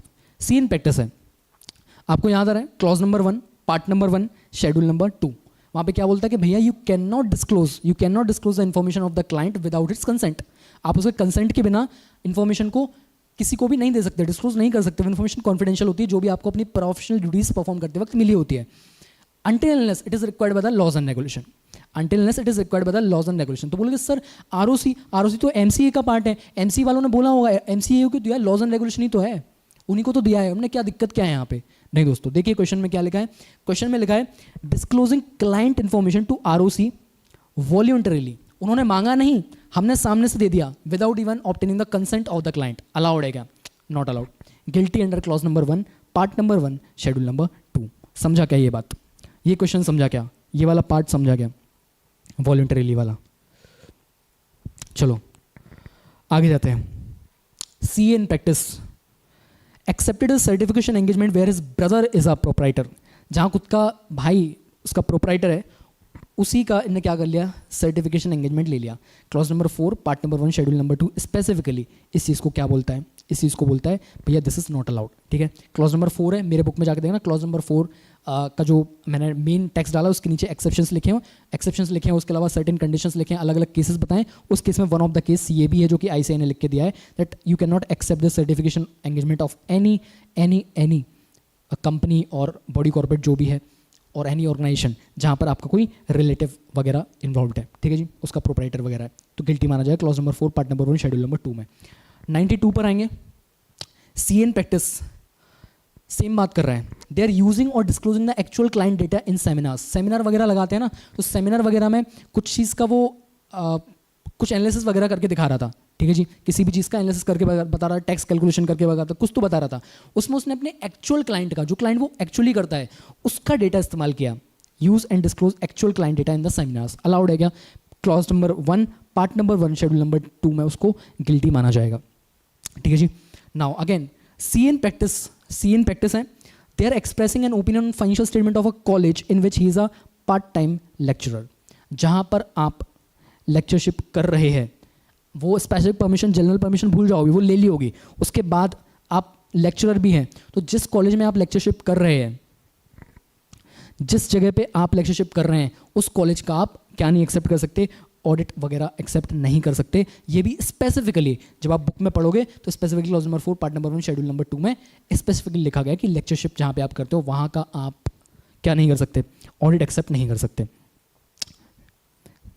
Sir in question number 93 can I also quote clause number 11 part 1 of first schedule 93? No, इसलिए quote नहीं करेंगे क्योंकि यहाँ पर question में when they are saying कि भैया part time lecturer वगैरह है, तो वहाँ पर ऐसा अजम्पशन लेते हैं क्वेश्चन में कि ठीक है उसने ऑलरेडी स्पेसिफिक परमिशन ले रखी होगी। लेकिन अगर कभी ऐसा क्वेश्चन में लिख के दे देते हैं वो कि भैया परमिशन नहीं लिए उसके बारे में, पार्ट टाइम लेक्चरशिप कर रहा है उस कॉलेज में, तो उस केस में जाके आप क्लॉज नंबर 11 भी कोट करना पड़ेगा। क्लॉज नंबर 11 अगर कोट कर दोगे तो फिर क्लॉज नंबर की तो बात ही नहीं आती, क्लॉज नंबर 4 बाद में आता है। तो वैसे कर सकते हो, क्वेश्चन में अगर लिखा हो तभी कर सकते हो, ठीक है। चलो आगे जाते हैं। CA in practice, deposit their clients' money for buying the securities into their own savings bank account instead of a separate client account। अपने खुद के बैंक अकाउंट में रखा पैसा, अपने खुद के बैंक अकाउंट में रखा पैसा। शेड्यूल नंबर 2 क्लॉज नंबर 10 बोलता है कि अगर आपको क्लाइंट का पैसा मिला है, क्लाइंट का पैसा अगर आपको मिला है जो कि आपको एज अ फीस मिला है, फीस का एडवांस मिला है, या फिर उसके अलावा आपको वो पैसा खर्च करना है अपनी प्रोफेशनल ड्यूटीज़ को परफॉर्म करने के लिए, फीस वगैरह पे करनी है, आप टैक्स की सर्विस कुछ दे रहे हो तो आपको टैक्स वगैरह जो पे करना है वो आपके थ्रू पे करते हैं, तो वो आपको पैसा दे देते हैं, आप आगे पे कर देते हो। स्टैंप ड्यूटी वगैरह होती है, स्टैंप के चार्जेस होते हैं, वो सारे चार्जेस आप अपने पास रखते हो। तो अनटिल अनलेस वो ऐसी चीज़ हो, फीस वगैरह वाली चीज़ हो, या फिर जो money meant to be expended हो, आपको वो पैसा एक सेपरेट बैंक अकाउंट में रखना पड़ेगा। और जो भी रीजनेबल पीरियड ऑफ टाइम है, उस रीजनेबल पीरियड ऑफ टाइम में जिस पर्पज़ के लिए वो पैसा लिया गया, उस पीरियड के अंतर्गत मुझे उसको क्या करना पड़ेगा, यूज़ करना पड़ेगा। लेकिन इसने क्या किया, उसको अपने खुद के सेविंग्स बैंक अकाउंट में डाल दिया, और वो दिया किसके लिए गया था, क्लाइंट का पैसा था for buying securities into their own saving account. Securities purchase करने थे क्लाइंट के बिहाफ पे, उसने खुद के बैंक अकाउंट में डाल लिए, guilty. Clause number 10 part number 1 schedule number 2 के अंदर। सी एन प्रैक्टिस है, did not complete his work relating to audit of the accounts of a company and had not submitted his audit report in due time। काम भी सही time पे ख़त्म नहीं किया, और उसके अलावा रिपोर्ट भी सही टाइम पे इशू नहीं करी। रिपोर्ट तो इशू करी ही नहीं, मीनवाइल जब ऑडिट ही परफॉर्म नहीं किया तो रिपोर्ट तो इशू करेंगे ही नहीं। तो यहाँ पर क्या उसने काम अच्छे से किया, नहीं किया। तो ड्यू डिलिजेंस से किया क्या, नहीं किया। और क्या रिपोर्ट इशू ना होना, और उसके अलावा ऑडिट का ही कंप्लीट ना होना, और ड्यू टाइम मतलब जब तक ड्यू डेट थी इशू हो जानी चाहिए थी ऑडिट रिपोर्ट, तब तक इन्होंने इशू भी नहीं करी ऑडिट रिपोर्ट। तो क्या ये ग्रॉसली नेग्लिजेंट है, हाँ जी हैं। तो यहाँ पे clause number 7 part number 1 schedule number 2 में इनको गिल्टी माना जाएगा, ठीक है जी। चलिए आगे बढ़ते हैं। सी एन प्रैक्टिस है, देव सर्टिफाइड द सर्कुलेशन फिगर्स, ठीक है। उन्होंने कुछ फिगर्स हैं जो कि सर्कुलेट हो रहे हैं, उनको सर्टिफाई किया है based on management information system report without examining the books of account. Books of accounts को बिना एग्जामाइन करे इन्होंने क्या किया, सर्टिफाई कर दिए कुछ फिगर्स। किसके बेस पे, मैनेजमेंट इन्फॉर्मेशन सिस्टम के बेस पर। तो ये यहाँ पे ड्यू डिलिजेंस से काम हुआ क्या, नहीं हुआ, और यहाँ पे ग्रॉसली नेग्लिजेंट भी है। तो clause number 7 part number 1 schedule number 2, यहाँ पे चाहें तो क्लॉज नंबर 8 का रेफरेंस भी आप दे सकते हो, ठीक है। आईसीआई काफ़ी इनकंसिस्टेंट है अपने क्वेश्चन आंसर्स में, जब वो कभी 2, 7, 8 लिखते हैं, कभी 8, 7 दोनों लिखते हैं, कभी तीनों लिख देते हैं, ऐसे करके करते हैं। तो सेफ साइड, जैसा मैंने जजमेंट लगाने का आपको बताया, उस जजमेंट के हिसाब से क्लॉज नंबर 7 तो लिखा ही करो, उसके साथ 2 और 8 भी डाल दिया करो, ठीक है। तो ये बता के मेरा हुआ। C in practice submitted certain information and explanations to the authorities on behalf of his client. अब ये अच्छे से सुनना, ये स्टार मार्क क्वेश्चन, ठीक है, यहाँ पे एग्जामिनेशन में कंफ्यूज हो सकते हो।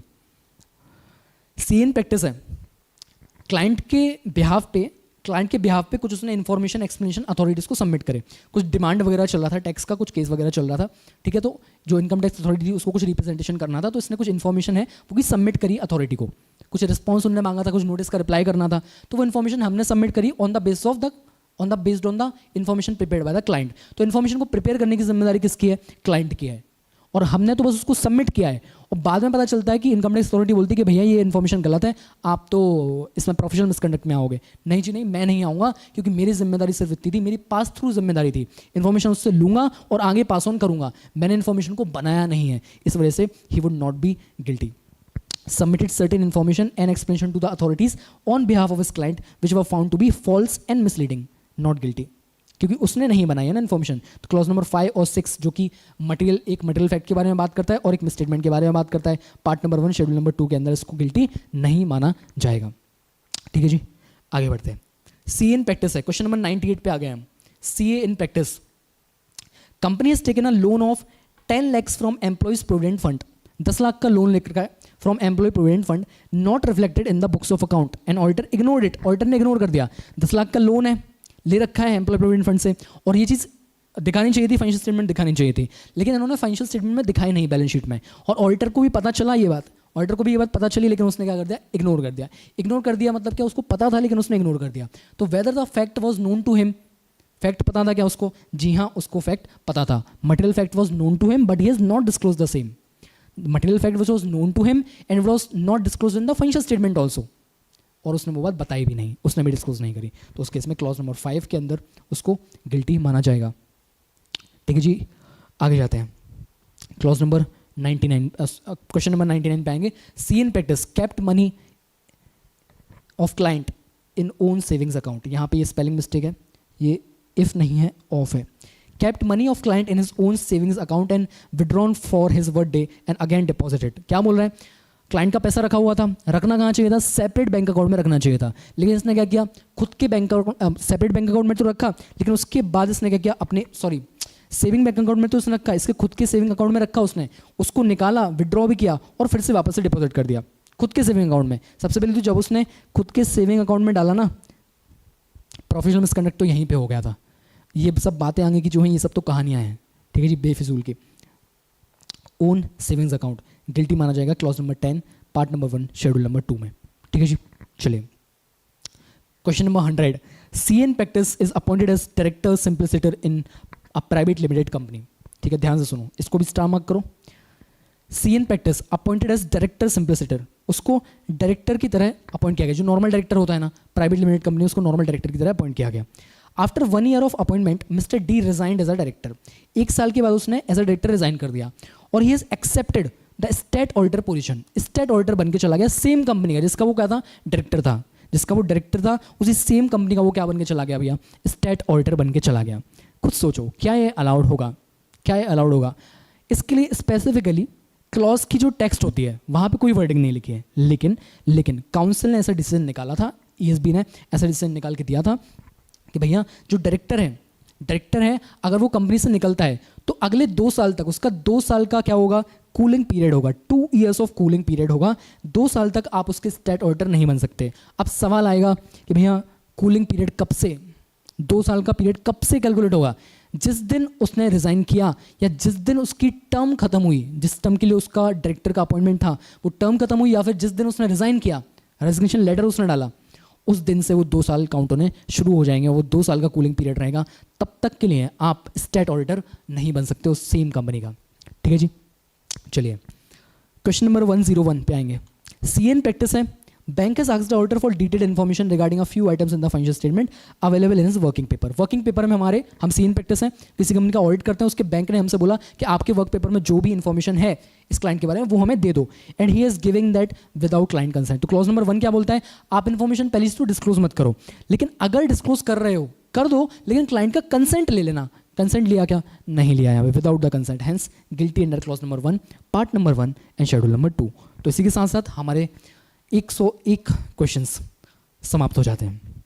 ठीक है, अब अगला पार्ट है हमारा पार्ट नंबर 2।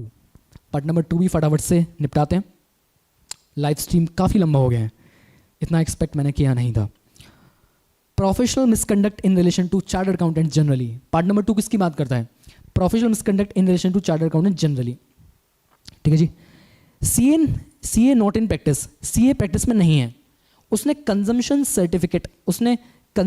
सर्टिफिकेट दिया हो। एक मिनट रुकना।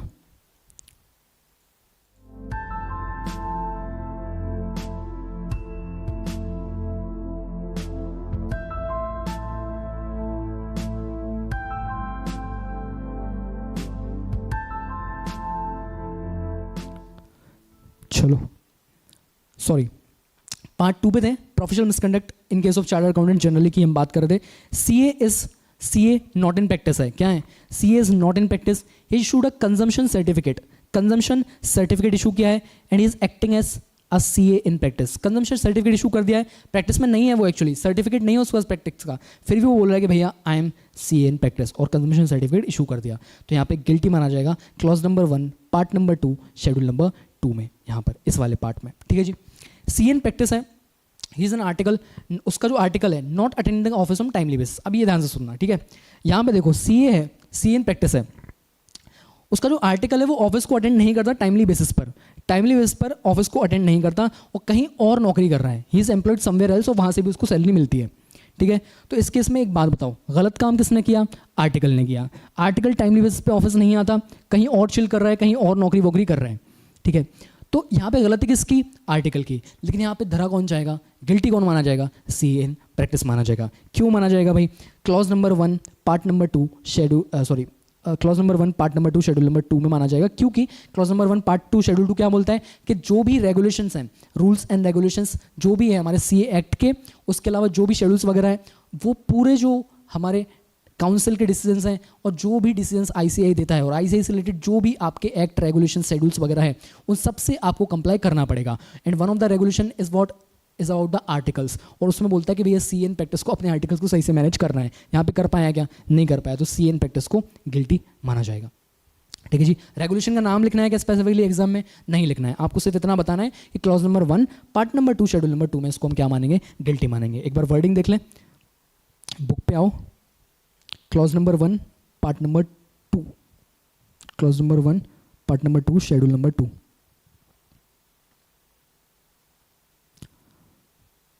Clause number 1 part 2।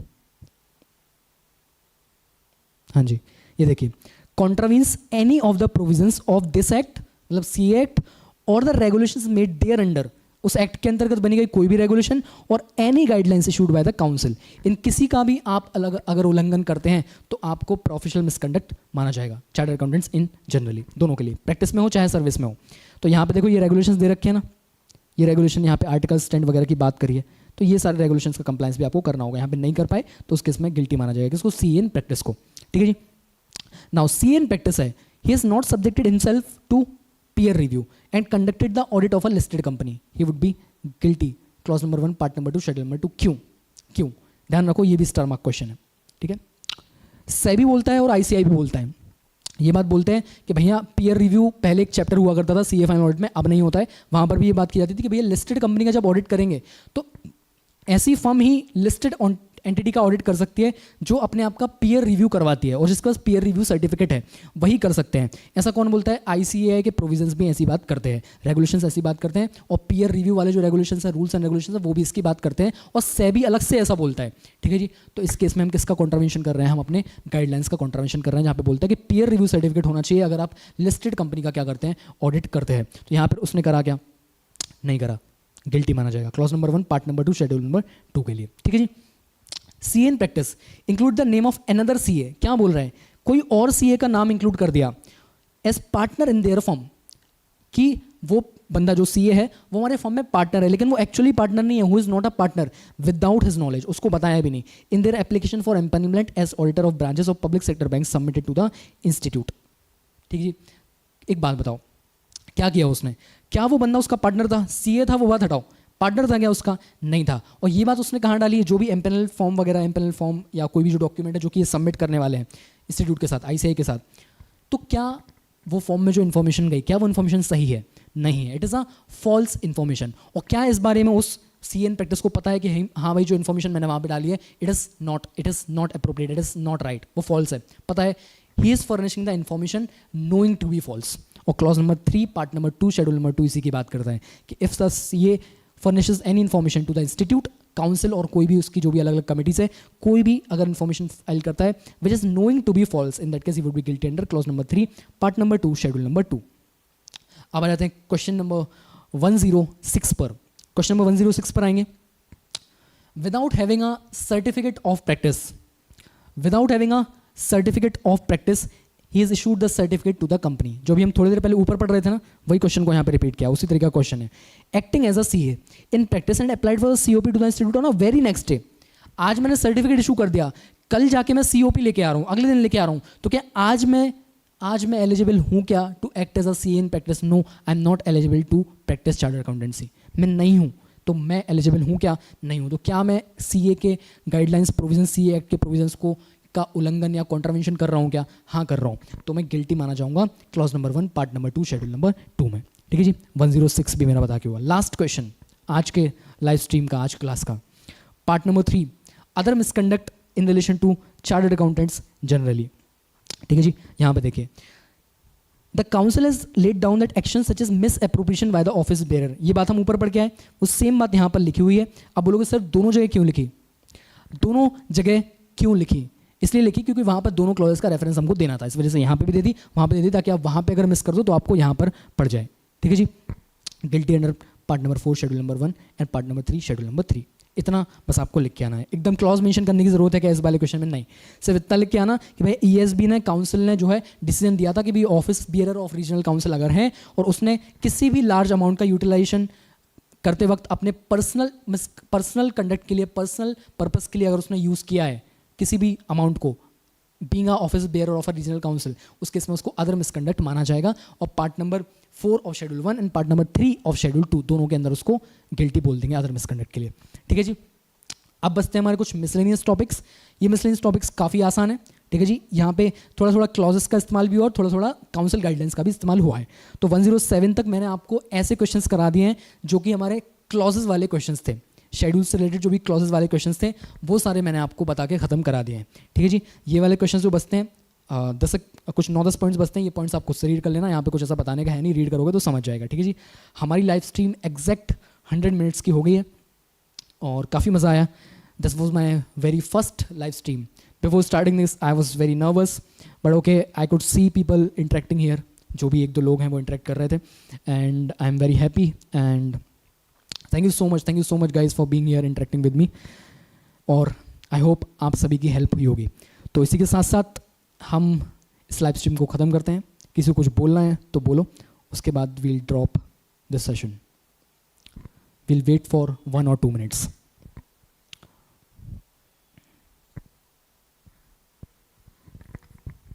Thank you Batman.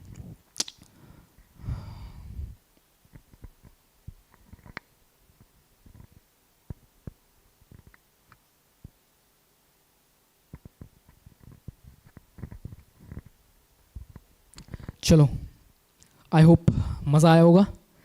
With this let's drop from this. Shrika, is it necessary to quote exact name of clause in exam? नहीं श्रीका, अगर आपको इतना कॉन्सेप्ट पता है ना कि क्लॉज में बात किसकी की जाती है, तो आप सिर्फ उसको रिलेट करके प्रोविजन को समझा सकते हो। एग्जैक्ट वर्डिंग लिखने की जरूरत नहीं है। नेम कुछ नहीं होता क्लॉज का, नेम कुछ भी नहीं होता, वो क्लॉज के अंदर की वर्डिंग होती है। तो आप अगर उस वर्डिंग को सही से लिख दो कि उस क्लॉज में एक्चुअली बोला क्या जाता है, उतना बस आपको लिखना है। और जो क्लॉज को स्टार्ट करते हैं उसके पहले जो एक लाइन आती है, that the member in practice would be held professional guilty for professional misconduct if, ऐसे करके जो भी क्लॉज की वर्डिंग है वो थोड़ी सी वर्डिंग डाल दो। और क्लॉज का एग्जैक्ट नाम अगर आपको कभी ना पता हो, एक क्लॉज के बारे में आप थोड़ा सा भी कंफ्यूज हो, क्लॉज 3 है, 4 है, 5 है, कौन सा है, तो उसमें क्लॉज का नाम नहीं बट इतना पढ़ के जाना कि पार्ट 1, पार्ट 2, शेड्यूल 1, शेड्यूल 2 इतना आप लिख के आ जाओ, तो एटलीस्ट आपको जो स्टेप मार्किंग या कुछ मिलना होगा तो उतनी मार्क आपको मिल जाए, है ना। तो एग्जैक्ट नेम डालने की ज़रूरत है, हाँ है। क्लॉज नंबर 2 है, 3 है, 4 है, वो तो आपको डालना ही पड़ेगा। लेकिन बात करें डिस्क्रिप्शन की, तो डिस्क्रिप्शन हाँ आप अपने वर्डिंग में थोड़ा सा लिख सकते हो, बट उसका मतलब सही निकलना चाहिए। जनरल लैंग्वेज में मत लिखना, जो भाषा आईसीआई ने इस्तेमाल करा है उसी में थोड़ा सा लिखना। ठीक है जी। तो आई होप यही था। Thank you Batman. चलो, with this thank you so much guys. Let's drop from this live stream. I'll meet you after you become CA. Thank you so much.